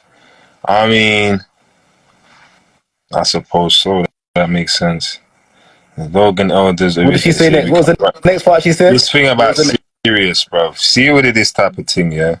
You know the same brother, the same professor from Ghana that I use to reference the fact that, you know, we use the terms Kem and we use black throughout African cultures in different ways. That same brother, he's got a point on this because he's well studied on hieroglyphs. He knows how to read metaneta and all of them because he's a linguist as well.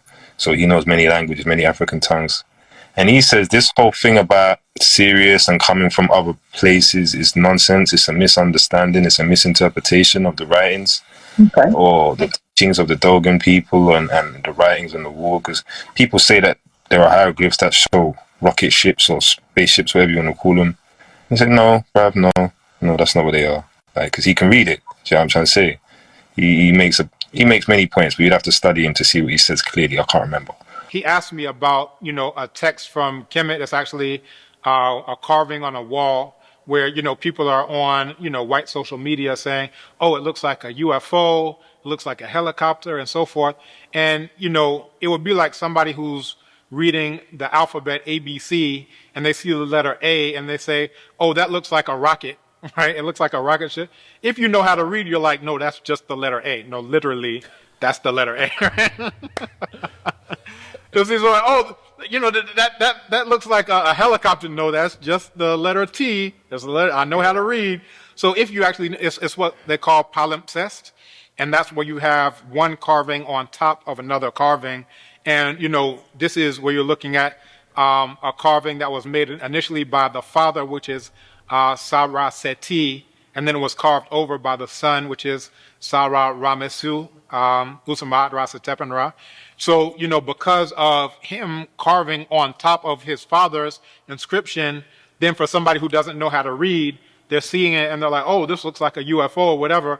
But literally, if you know their names, you're actually just reading their names, one written on top of the other very clearly. So there's that. But he basically says this whole notion about coming from space is just an analogy. I argued this before without knowledge, just saying logically, a lot of this mythology that different African traditions have isn't literal. It is a story. It is just a way of trying to explain stuff that is unknown, but in a way that logically makes sense. And he basically argues that no, the Dogons were not saying that we come from a particular planet over there. He's just saying that no, we're just people of the cosmic universe. We come from the universe, which is out there. When people look at, you know, for example, the Dogon, so the Dogon say that they come from Potolo, which is, that's what they refer to as Sirius A, Sirius B, that star system. And then they said there's another one that's there as well. And you find also the significance of that star system in the form of Sepdet in classical Kemet, where that was associated with Auset, right? So when people talk about the virgin birth and so forth and so on, the father was associated with the belt of Orion. That's those 3 stars that you find in the belt of Orion. And those who are interested, you're actually at the right time of year to see this, because those 3 stars in the belt of Orion point directly to Sapdet, and then you continue on that line, and it goes to the southeast, exactly where the sun rises, which is Heru, on December 25th, right? So it was down for 3 days. So anytime they talk about, oh, the Savior died, was down for 3 days and then rose up, they're actually talking about where the sun gets to its lowest point in the sky, perceptibly stays there for 3 days, and eventually rises 1 degree until and that's the solstice, right? That's the sun at its lowest point, the winter solstice. Then it gets to the equinox, which is equal night and day. And then it gets to the summer solstice, which is the sun at its highest point in the sky from our perception, in the northern hemisphere, which is where we are in Ghana as well. So when, you have the significance of Sapdet, whether that's in classical Kemet or Portolo amongst the Dogon, what they are talking about is that essentially, if you read like the Pale Fox, if you read Conversations with Ogotumeli, you have variations on a common theme in terms of the origin of where everything came from. And they talk about an explosion that was so bright that it was invisible and so loud that it was inaudible. So essentially, this is what modern quote-unquote science will refer to as a Big Bang, right? And they're saying that the place where it happened was right there at Potolo. So it's interesting to try to, extrapolate this type of idea of, okay, well, if you are coming from this idea that all of this started off in one singular point, and they're saying that that's the singular point at which it came about. And, an example is that Sirius star system, but basically, Yog is a nonsense. I've never really felt comfortable with this idea that we come from Sirius, if I'm honest. Why? Yeah, I feel like all of that stuff is just fairy. I don't think it's true. I think humans developed on this planet. We are part of this planet. We developed on this planet. This is our home. We didn't come from somewhere else. Okay. That's a whole other nature on the planet is all one system. We are part of this. A whole other topic. No, but that's what she mentioned. She mentioned this whole Sirius. She said the Dogon Elder said we originate from Sirius star, so maybe we should call ourselves Siriusians. Siriusians. I think there are mythos around Syrians. I mean, to be fair, most cultures will have mythic or eponymous ancestors that came from the stars. Yeah, it's a myth. And certain spiritual traditions will speak of our soul groups, not our physical development or physical evolution over here, but our soul groups don't originate on this planet specifically. So you'll get the Nordics saying that they come from Pleiades. You'll get some people saying that there's aspects of Egyptian culture that was obsessed with Orion. So maybe they're saying that they came from the Orion solar system. I just think it's all metaphor. It's all metaphor. It's not that they're saying they physically come. Even you're talking about a soul doesn't come from a place, a physical place. And in a way, you're talking about a star system over there. It's not my soul came from up over there and came up. It's a soul. A soul isn't a material thing. It doesn't exist in a physical space in that sense. You know what I mean? It's that's my view on it all. And like I say, that brother Cambon, he's got a long name. I can never remember his whole name, but he's a G. He knows his thing, and he just breaks it down as someone who knows who can read this stuff. And no, the Egyptians don't say they're from outer space. And even when they're trying to allow their spirit and aim it towards certain stars, it's not to go back home. People interpret it like, oh yeah, they're just trying to get back to their home star system. No, it's metaphor, it's allegory. You mentioned, these different stages of it as well. So, initially you have, an egg where all of the sounds of the world were inside this egg. You have a seed, which is Digitaria, which is, the single, it's like the size of sand, like this tiny, grain and everything that exists exploded out from that grain and became everything that we know now. That's the sense in which they're talking about everybody came from there. They're not talking about, oh, in recent times we hopped in a UFO and then flew down when they talk about Nomo. So all of those things are, you know, things that go into everything that exists came from that point, right? But it's interesting to look at the parallel between the Dogon creation story and then that of classical Kemet, because in classical Kemet, the beginning creation story and the end creation story give you conditions that are actually one and the same. So in the beginning, like Khumnu, that's the place of where we're sitting right now, the place of the 8. That's why this structure has 8 sides and there are 8 pillars and the lights have 8 sides, and then, you know, everything is 8, right? There are 8 lights around here because it's a shout out to classical Kemet, the place of the 8. So they say that in the beginning you had Amin, Aminet, Nun, Naunet, Kek, Keket, and Het, and Hehet, which is to say that in the beginning you had masculine and feminine hiddenness, masculine and feminine wetness, masculine and feminine darkness, and masculine and feminine infiniteness. Now what that is actually a metaphor for the womb, and it's to say that if you understand procreation, then you understand creation. And if you understand creation, you understand procreation, because the two are literally one and the same. So the creation stories, it's actually, you know, better to say a transformation story. Symbolism. It's symbolism. Fundamentally, this is what I'm getting at. It's symbolism to say that we are part of this entire universe, and out there, in here, as above, so below. It's all just one thing. So you can relate to being part of the wider cosmos. That doesn't mean that you're from another planet. I say all nature on this planet is one family. I don't know why that ain't enough. I think that's amazing enough. We developed on this planet. That's amazing. The fact that that happened is amazing. Like I say, I think it's just a misinterpretation and people just like fancy stuff. I'm not judging, because many people have this view. And I just have my own view, and I think it's just not true, innit? So, look, she went on. Others say we are from another planet called Risks. That's Malachi Z. York's team. Yeah. That's Malachi team. Yeah. No comment.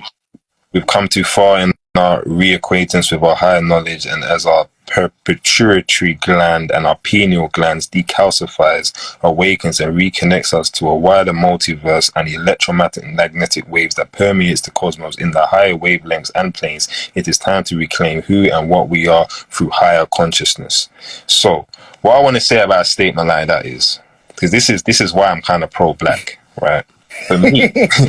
For me, the term black, or what black truly describes, I shouldn't swear, forget connotations, what black is, not what a certain group of people have connotatively linked it to with their understanding of what black is. Because there's like more of a fear culture, so they need this dichotomy of good and evil. But for us, when we understand black, it literally relates to everything that was just described there. Because again, black is the unseen realm. It is the source of all. It has all frequencies in it. There's not a higher frequency or a lower frequency that is not described within black. It is all. It is literally where everything comes from and goes back to, in whatever sense you want. Literally, spiritually, physically. It is the natural state. It's the first, it's the alpha and the omega. Do you get what I mean? So for me, this is why I'm pro-black, because that understanding of black for me encapsulates all this that she said, electromagnetic waves permeating the cosmos, wavelengths, different planes, it's all times. All these things are encapsulated by blackness, in my mind. You know? Yeah, no argument from you on that one there still. I mean, I do think when people speak to, I mean, the man from Risk, like I attended a couple of the Nuwapian, it's not a couple, I attended for about a year and a half back in the mid-90s at Brixton Recreation Centre, where one of Malachi York's sons used to teach. And that specific mythos wasn't pushed as hard as unity and economic growth, but there was a kind of, I guess, an element of the teachings that were inspiring at the time. The idea of us coming from another place, developing in other places and choosing to come here. as spirits, as soul groups, not as kind of space-faring interstellar. And I'm not fully opposed to that being the reality. I think we've got so much more to concern ourselves with as a race, as an oppressed people. That I have spent a certain amount of years being very interested in this. It's probably one of the reasons why I'm so fascinated with science fiction. But I think to counter that argument, I think it serves as escapism in points. I believe so. I think unless it can be practically applied to your life in a kind of a positive sense, it doesn't serve more a purpose than me being a Marvel fan or finding the comparisons with, I don't know, the civil rights movement with the kind of the X-Men aspects. Like Professor X was Xavier, and Magneto is Malcolm, in terms of kind of how we're dealing with Yeah, I personally think it's all analogies. We make stories to explain things, and it's the easiest way for us to comprehend something, and it's the easiest way for us to pass on knowledge. It's way easier than explaining things in real terms that someone can't comprehend. I'll just give you a story, and I think this is a thing that has happened throughout human history, where the next generation or the generation after the next generation after the next generation misinterprets these stories as literal history, as opposed to a learning tool. It gives you an opportunity to understand there's some aspect of you that is not as simple as your body, or as simple as, the matter in you, and it's this aspect. So all these ideas about coming from other places and being somehow not just human, to me, is just another way of saying there is an immaterial aspect of you. And there's many stories just explaining that, So that's just my view on it anyway. I think it's way more simpler. There's this thing called parsimony in science, right? The principle of parsimony, which is like, you can have a theory. Like if I was to wake up and I was to see there were some footprints on the doorstep, my front door, the simplest explanation is that one of the housemates walked on that footstep, right, that made those footprints, right? But I could also theorize that an alien came down, made those footprints, and went away. Now, I don't know which one's true, right? But for one of them to be true takes a lot more leap of faith. There's a lot more other things have to happen. Both of them equally explain the footprints, but one of them requires a lot less other things to be true for it to be true, for it to, So, and that's what parsimony basically says. So in a scientific theory, you want the theory that requires the less leaps of faith, the least leaps of faith possible, the least assumptions possible, because it's most likely that one. If you can come up with a reasonable explanation that doesn't require a whole bunch of, it doesn't mean it's true.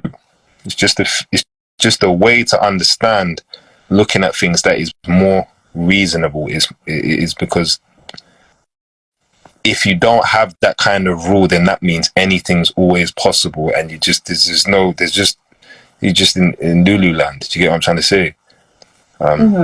So that's my logic. So I think with these topics, you kind of find the lane that resonates with you, and so I can say I've subscribed to a lot of these ancient alien theories, for example, or ancient black alien theories. And then you can say in the counter to that, we're going through, in the last couple of years, we're going through a huge UFO disclosure where there's apparently many different aspects of extraterrestrial life that have seeded on this planet. And I think that it's all interesting, but I think when we spend too much of our time, unless you're going to kind of spend your time as an academic and you're going to make it work for you, I do at points, and I have questioned why the interest and why people will argue against what would be less of a leap of faith than kind of the And I think you look at it as kind of paranormal or things that kind of require you to kind of almost obfuscate common sense or logic and say, actually, no, this is possible. And I think those things are important for development. But I think when you look at it as teaching tools, they really need to kind of get you to a point where you're the way you view yourself, the way you raise your family, the way you interact with your community is better for it. And I don't know if most of the people that kind of have arguments online about some of these theories, I'm not sure if it's making them or inspiring their higher or lower selves. Yeah, bro. It's like the flat earthers, bro. It's just nonsense, man.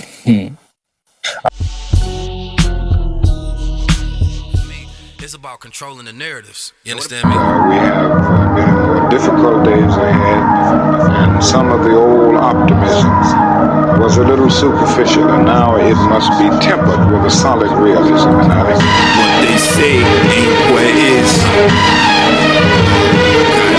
That's why we all control the narrative. I said, what they say ain't what it is. That's why we gotta control the narrative. You understand me? It's about controlling the narratives. You understand me? Colourism Boot Camp is a program we've created for 8 kids, secondary school kids preferably. And basically we teach strength and conditioning, we teach boxing, fundamentals, meditation, which includes breath work and mindfulness, and nutrition. We just teach them some things that we had to learn in later life, and it would be nice if someone had told us a bit earlier. Now, it's a community funded program, raise money to run this and pay for this. We give them a whole bunch of kit. They all get some gloves, they all get wraps, they all get a medicine ball, exercise mat, skipping rope, and they all get a resistance band. They even get some more stuff from sponsors that have supported this boot. And it's all done in Brixton Street Gym, the original sponsor. Yeah, if anybody's interested, please get in contact, pypbootcamp@gmail.com if you want to try and get involved in the next one, because we're going to keep running this, try and keep it a consistent program.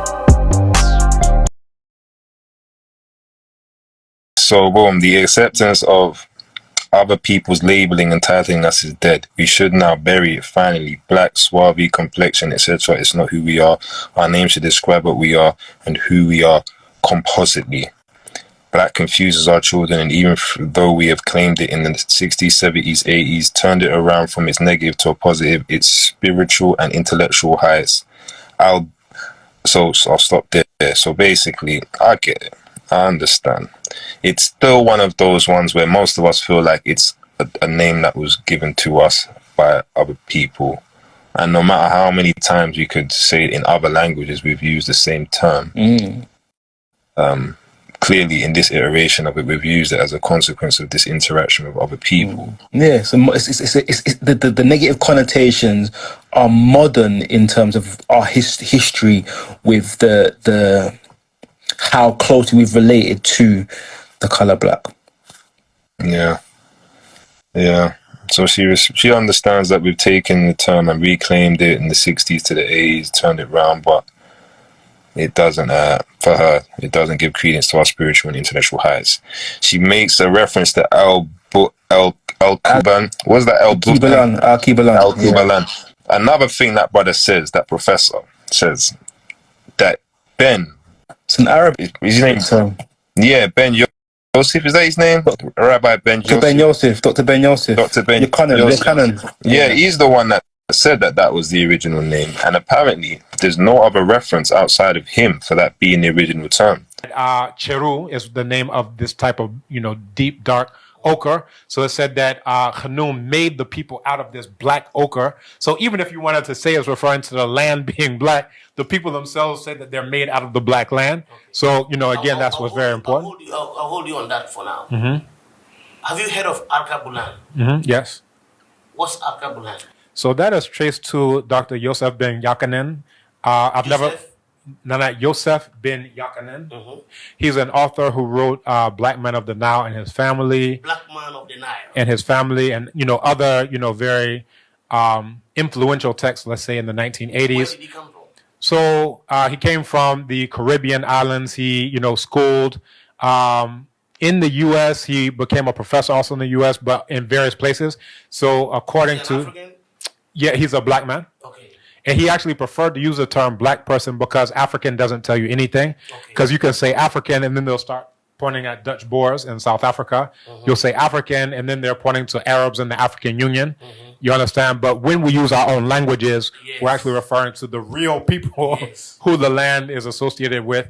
And we find that again in our own languages. So basically he's translating what we have in our own worldview into English as a black man.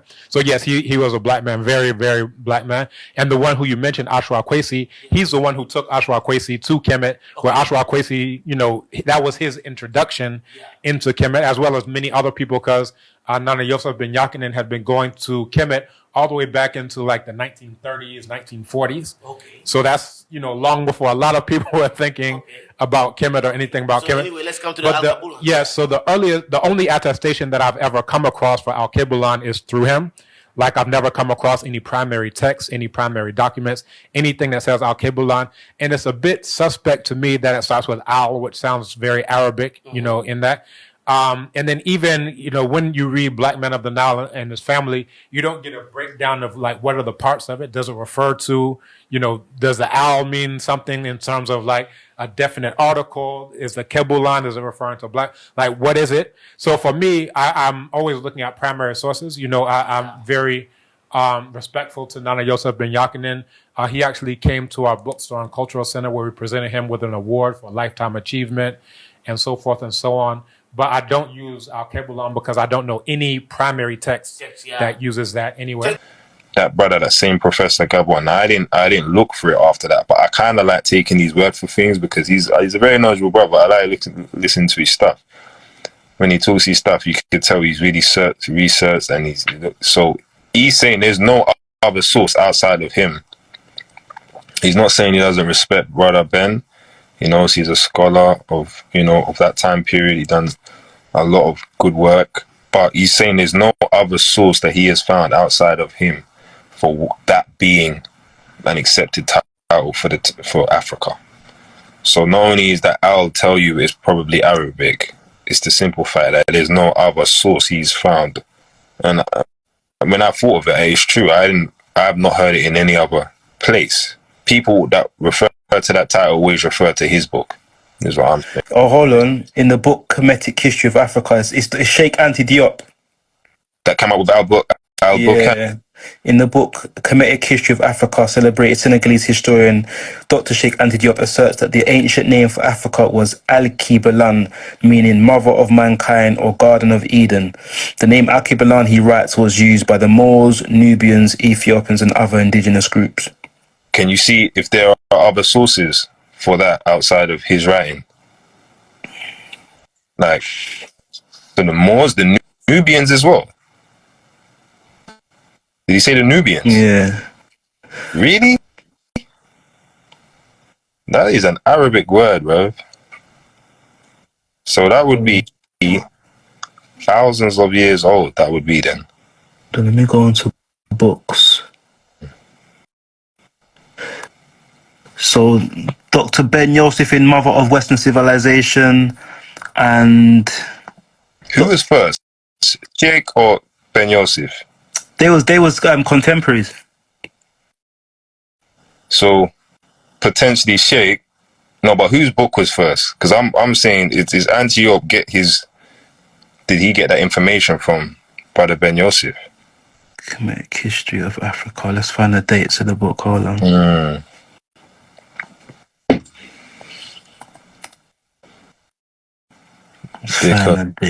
Oh, okay, well.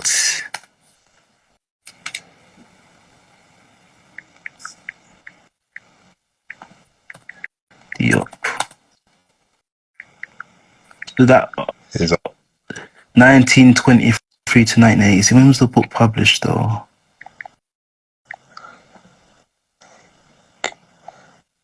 Oh, let me just go on to thingy.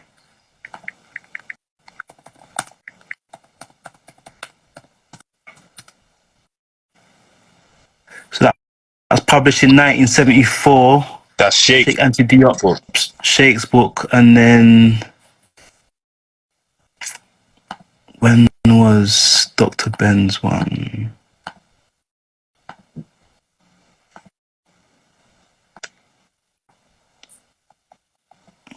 Dr. Ben.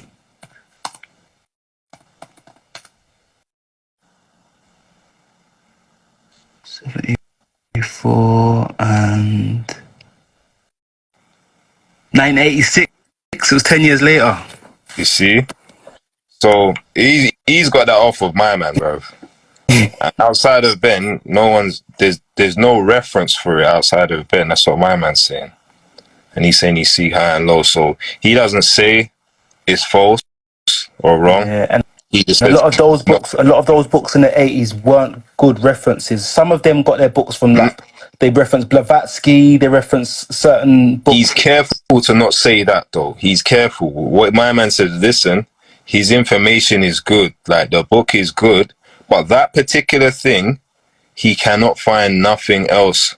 He cannot find nothing else substantiating that was the name, right? So he doesn't even say that he's wrong. That's not the name. Yeah. He just says, listen, bro, I'm just telling you as someone who's looked for it, that is the earliest source I can find for that being a name. And I don't know where he got it from. I just don't know. I can't find another scholarly source for the name. So would you want me to tell you, innit? So he says, listen, I'm not really too comfortable with that because, first of all, because he's a linguist as well, he can tell it sounds Arabic. So he says that's a bit fishy in itself. And then secondly, he's like, brother, I just can't find another source. He doesn't say that it isn't really, outside of that, he doesn't say it's not reliable. He just says, I can't find nothing else that backs that claim. See, look, Al-Kibalan is the oldest name for Africa. In Arabic, it means the land of the blacks. There you go. Look at that. So even if it is, who knows, innit? But yeah, that was my contention with that because my man says that word there isn't necessarily even the real name that man used to use. So Africa, it said burnt faces doesn't suggest it to us. It's simple. I'm going back to the sister's thing still. So she doesn't like Al-Bukan. She doesn't like Africa. She said burnt faces does not describe us. It simply suggests how other people saw us. It was never down the now, but up the now. Yeah, which is true. How is it we still don't get it? It is beyond us. Whichever way we may choose to express it, we need to move away from where we are, where we've been, to where we should be. The way it should work is the people should all have a say. We made from cosmic dust the particles that floats around the cosmos. Western science cannot explain, so they call it no thing. There is no such thing as nothing. Cosmic dust is real. It is the matter of space and time. It freely moves in and between spaces and time. Our skin, eyes, bones, organs, hair, and our DNA are made up from this dust. Black just does not describe this composition, this beauty. Every particle of dust has its own unique identity, consciousness, and being. We call themselves. The three stages of dust being pulled together are the stages of what we call matter. Matter does not die or cannot die. It simply reverts to its original state of dust. In reverse, in a new state of consciousness gathered in and through the life experience that it will use to regenerate, and when it learns how to regenerate, it manifests by its own will. Black does not express the immortality of the Melanites or new beings. I don't know if she just done that herself. Europeans have been inventing weapons and ways and means to kill us from the beginning. At each crucifixion, hanging, picnic, lynching, execution, they watch in morbid fascination, in celebration that they have killed a child of God. Each time we rise up, and each time even more inventive in our killing. They tried to kill us physically using black and spiritually ridiculing our spiritual connections with all things dust, so they may well think the glimpse of what's been said here is utter nonsense. Do your research. For over 40 years we've been teaching Kazimba Ijat Chene Duru. I don't know what that is. Fighting our black people. Our journey has revealed so much information and knowledge. On the back of this, my graphic experience has connected us with Eric and Jessica Huntley, Robin Walker, Bad Boy, and many more. I've become a lecturer in English, math, science, including typography and graphic arts. Many of our Mwanfanzi has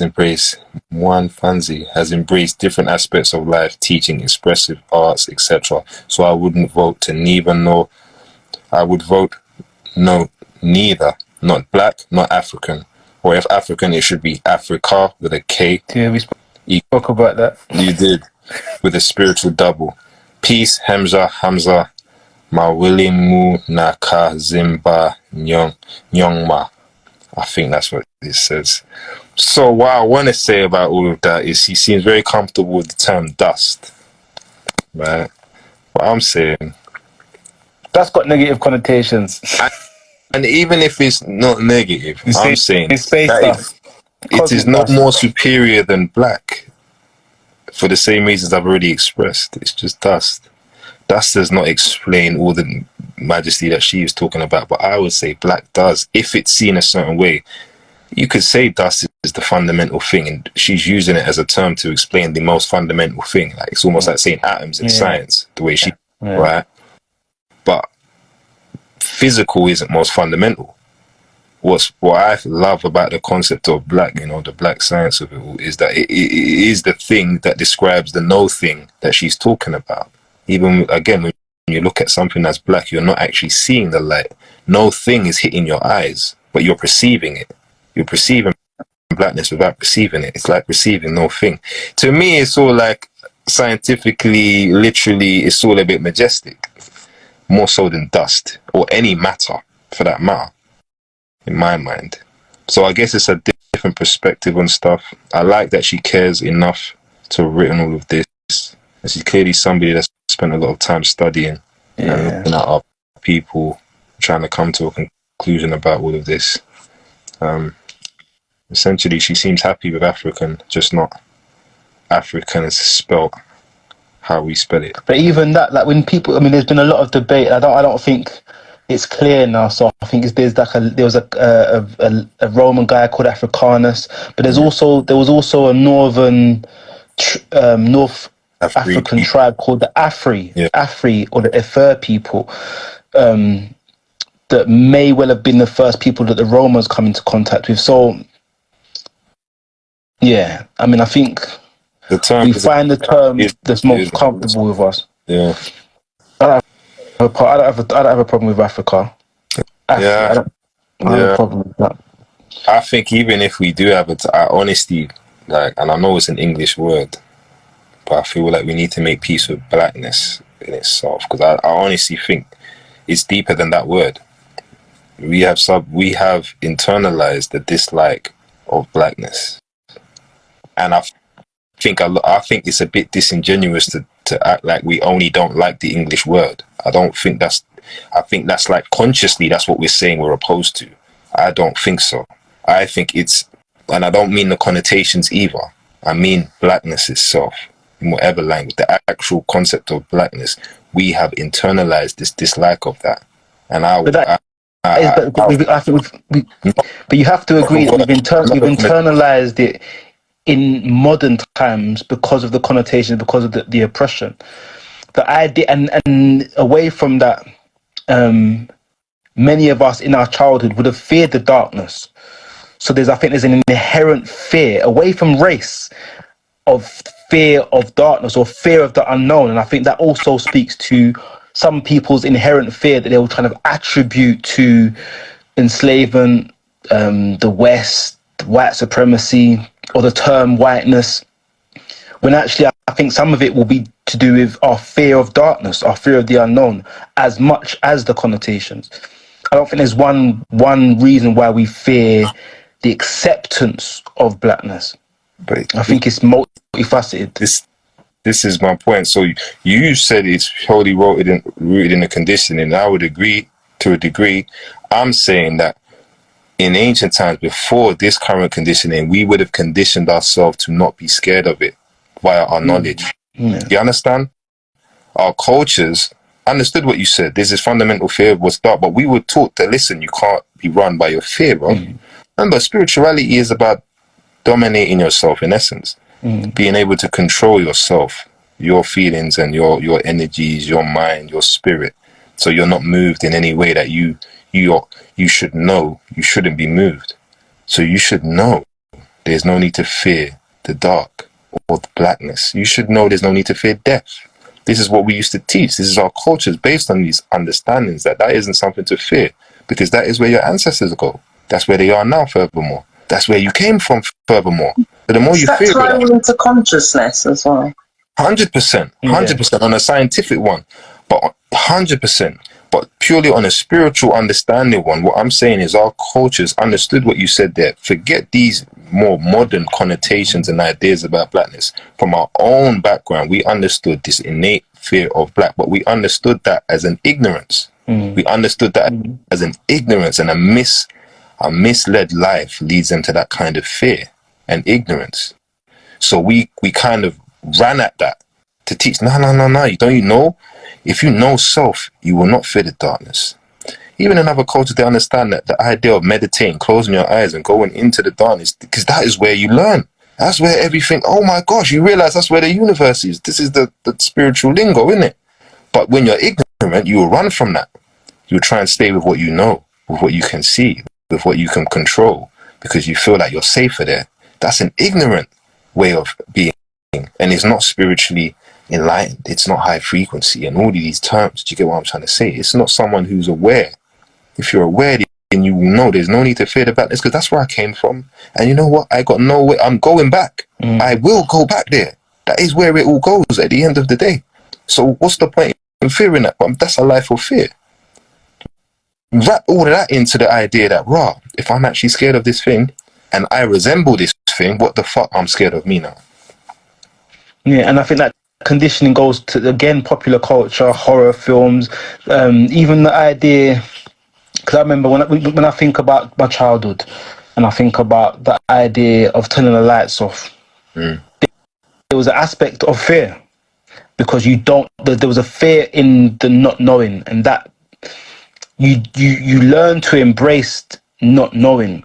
And I think you're right, you have to step beyond the ignorance of the unknown to understand self. And I think it's far easier to kind of place that fear outside of self and say, actually, you know what, the white man gave us this, the white man gave us that, or European or enslavement gave us this. Actually, the idea of blackness, the idea of the void came way before any of this condition. And I think it's important that that's as we're made as aware of that as we are kind of the terms that have come in modern times. Like even when you look at the kind of the different tribes, the different names of the tribes that could potentially be the origin of the term Africa, they are still quite modern.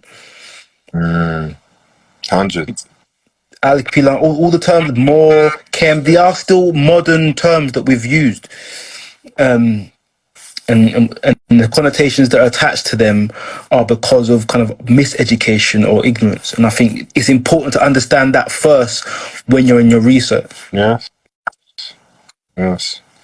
Yeah, man, I honestly think you hit the nail on the head. This is just way deeper than anyone's connotations. It's a deep human thing, and to be scared. But remember, fear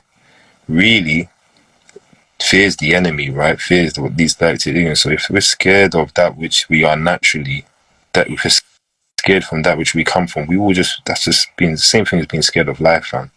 So we are supposed to learn in this life that there ain't nothing to fear about it, bro.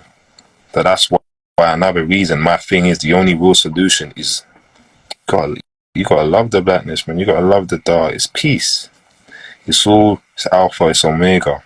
I know I'm repeating myself, but I honestly think, I remember when I kind of clocked that, and all of a sudden, all these concepts, the spiritual realm, the unseen realm, even the concept of the unknowable God, and I read these words before. I was like, yeah, because I was one of those that I studied these spiritual concepts I wouldn't say an atheist, because I kind of believed there was something, but I looked at it all as fairy tales. I didn't think there was nothing there that was real. It's just different people's interpretations of stories. I always felt that. But it was one day, it all kind of just made sense. I saw the logic of it all, and it's I get what you're explaining. And one thing for me, and I know this is a personal thing, I guess, is that concept of understanding that black is not something you actually see. You perceive it, but you don't see it. So it is this, and it relates to all of these things in real terms. I'm kind of scientific like that. I like the way that is an actual physical representation of nothing. That's something. I was like, yo. And then I started putting that same understanding into all of these concepts, and everything started to make a lot more sense. So to me, it just makes sense. But we move I mean, it's not much left. A few questions, like when he was talking about melanin. So a lot of people were very impressed by the price. I'm not going to lie, when I looked at that post, again, even I had to recheck the value of melanin because I was like, did I get it right? Because it's a stupid amount of money in it. Like that, a lot of people like that post and use that, and I was like, yeah, melanin is worth a lot. But pointing out to people the theories I had about, you know, the way why do I produce more melanin if I'm already protected? Most people that commented kind of didn't understand the point I was making, but one did. Sent me a study. Kind of looked at it. It didn't really disprove anything, but I think she's a doctor of some sort. So we were going back and forth, and she made some good points. But she said logically, she said theoretically in her head, logically, if you are darker, you are more protected, even amongst black people in Africa. But I still stand. That's a theory. That's an opinion. You don't really know that. There's no studies. Like the study she sent me checked between white population and mixed race population and a black population.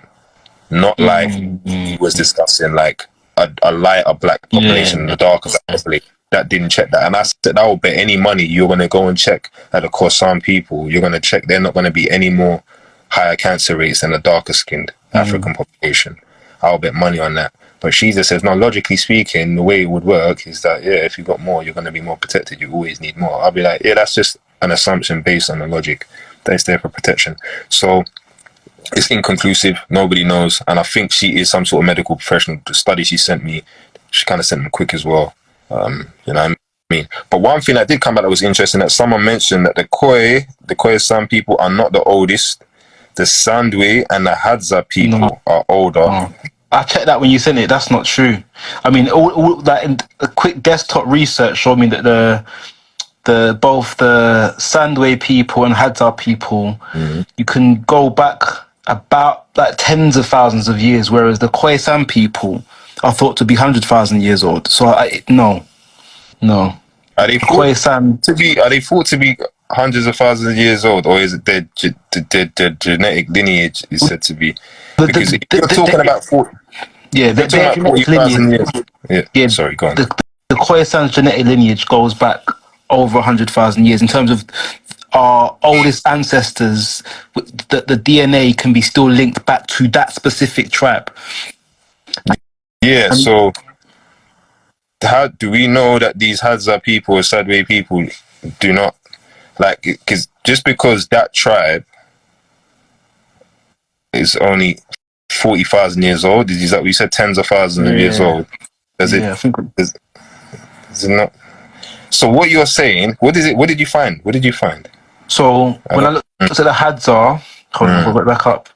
The Hadza diverged more than 15,000 years ago from the Sandwe. Okay. And it was thought that the Hadza language was once classified with the Khoisan language because of the cliques. Yeah, they all have cliques in it. Yeah. 15,000 years for the Hadza, 40,000 years for the Sandwe, and did I bring up the Sandwe people are considered one of the oldest tribes of Africa, with estimates suggesting their lineage could date back to tens of thousands of years, potentially as far as 87,000 years. So that's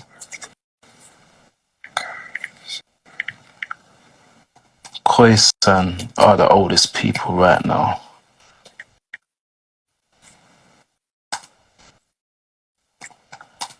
Origin between 150 and 90,000. Yeah, the people have split from other humans.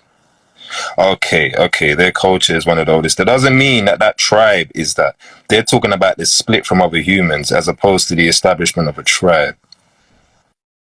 I don't think it's the same thing. Khoisan people, indigenous Africa, 150,000 years ago. Made up of the San and the Khoi peoples. The Khoisan and the Khoisan culture. Mitochondrial DNA evidence suggests that the DNA Khoisan split from other humans between 150,000 and that. Yeah. So that's different than the Khoisan people that's being established. The Khoisan people, I think, are 50,000 years. Now, remember the Khoisan, it's two terms that modern scientists put together. Yeah. So they knew that the Khoisan or Khoisan culture is one of the oldest in the world, estimated to be 50,000 years old. So that's the culture, right? Yeah. So what I've got is it says mitochondrial DNA evidence suggests 150,000 to 90 years ago, and that would make them the oldest tribe now. Their DNA goes back. That's not the tribe. That's when that lineage split. The tribe itself is 50. Now, if we're looking at the same thing for the Sandway people... No, I'm talking about Khoisan. I know. So that number you're talking about is when they split from other genealogy. Their branch split off. That wasn't the establishment of the Khoisan people. So when their ancestors split off from other human people 150,000 years ago, and then 100,000 years later, they become the Khoisan people. Do you get what I'm trying to say? So, because obviously these Sandway people are going to have ancestors. Obviously, they're alive, so they have ancestors as well. We haven't checked when their lineage broke off, if you get what I'm getting at. When you get into mitochondrial DNA, it's all just the lineage. There's not kind of one... I would just argue that specific tribe have got the oldest DNA markers. When we say that, what we're saying, right, is that their lineage can be shown to have started from the earliest point. Yeah. Do you get what I mean? From a point in the lineage, it goes back further. Yeah. Yeah. So when we're saying it doesn't mean, because everyone's the same age basically. It doesn't mean like one. Do you get me? But what we're saying is the version of them that we've got now, right, is the one that we can see come from that lineage at that earliest point. But that doesn't mean that these the Sadway people don't have something earlier describing the same thing. We just haven't. We just haven't found it yet. Yeah, exactly. Yeah. We just haven't found it. I think we're using two different measurements. I think the further we go along in terms of the science, we're going to find genetic markers for people that go further back. This is all based on kind of how much of a DNA samples we have. So right now, in terms of the science that we have now, the Khoisan people's genetic lineage goes back the furthest. We would have broken off...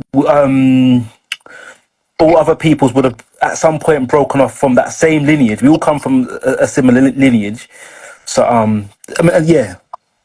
was just arguing that the Sandway people have been rumoured to come from, the Sandway specifically have been rumoured to come from the San people. And the Khoisan is just two specific cultures now who share a mitochondrial DNA linkage back to these older sets of humans or upward walking hominid. Interesting. Yeah. But I've got to study this a bit. I think I always find these discussions interesting because actually the idea of who's first, why is it important? I think I used to watch... It wasn't a first. What they saying is that is the oldest unchanged. What they mean by that is it's the oldest unchanged, i.e. there's no other, because there are many mixes and matches. Even the Sandway people, they're saying they're made up of people from North, they're made up from Middle Eastern, from the Middle East, Central Africa, Southern Africa, and that's how you got the Sandway genealogy, right? What they're saying with them, man, there, with the Khoisan, they're saying that they are the unchanged for the longest, unmixed. But even that isn't, because I saw somewhere else that there was a back into Africa. So people left and came back. I've heard they've got some amount of Neanderthal DNA. Some of them, it's been shown. So they have some at some point in their history mixed with Eurasians. So they still have, like you said, matrilineal DNA chain goes. That's only one side of the whole family. So there has been demonstrated that there is some other mix that has come from a different point. It's just that you can demonstrate that they have got one unbroken chain, and they have the longest unbroken chain. That's what it means. And people miss or kind of miscommunicate the longest unbroken chain to the first peoples. There's no, we can't, we don't. There's no Everyone's first the same peoples. age. You go back far enough, we all got the same set of ancestors. So it's not, no one can be older than no one. It's just to say they're the longest unbroken chain that have been established. So they are going to be more similar to the ones that were back there than everybody else, whereas everybody else has mixed and matched everywhere. So you can't say that the people that are there now are the same as the one, because they have more mixed than other people. That's what it means. So they're the least mixed that you can find. That's what they are. So what my point I was making is that when someone says, no, they weren't the first people, the Sandway and Hadza people, it's an argument about who was first. And that isn't a scientifically sound argument to make, is my point. So it reminds me of when you hear kind of Kemet arguing against Hebrew Israelites, what came first. We're older, so we're more established, or there's more power in saying you was the first to do something. And I think that there's an ignorance in that specifically. And I think when someone says, no, they weren't the first people, these were the first people, that's not what the science says. Which is the oldest chain we find now. 100 years from now, 50 years from now, we've got a better look or a better understanding of the genome, or kind of how we can kind of trace both matrilineal and patrilineal DNA strands. It will change. I think what he means is what I was saying. This is what I mean. We're using two different measurements. He means the tribe itself, the establishment of the tribe. He's not talking about DNA. So the Sandway, according to what I just Googled now, is 85,000 when that particular group was established. And then the Khoisan particular group was established. That title, whatever you want to call it, is 50,000 years. So but he's not recognizing you weren't referencing that. You weren't referencing that measurement. So he's arguing on a different measurement.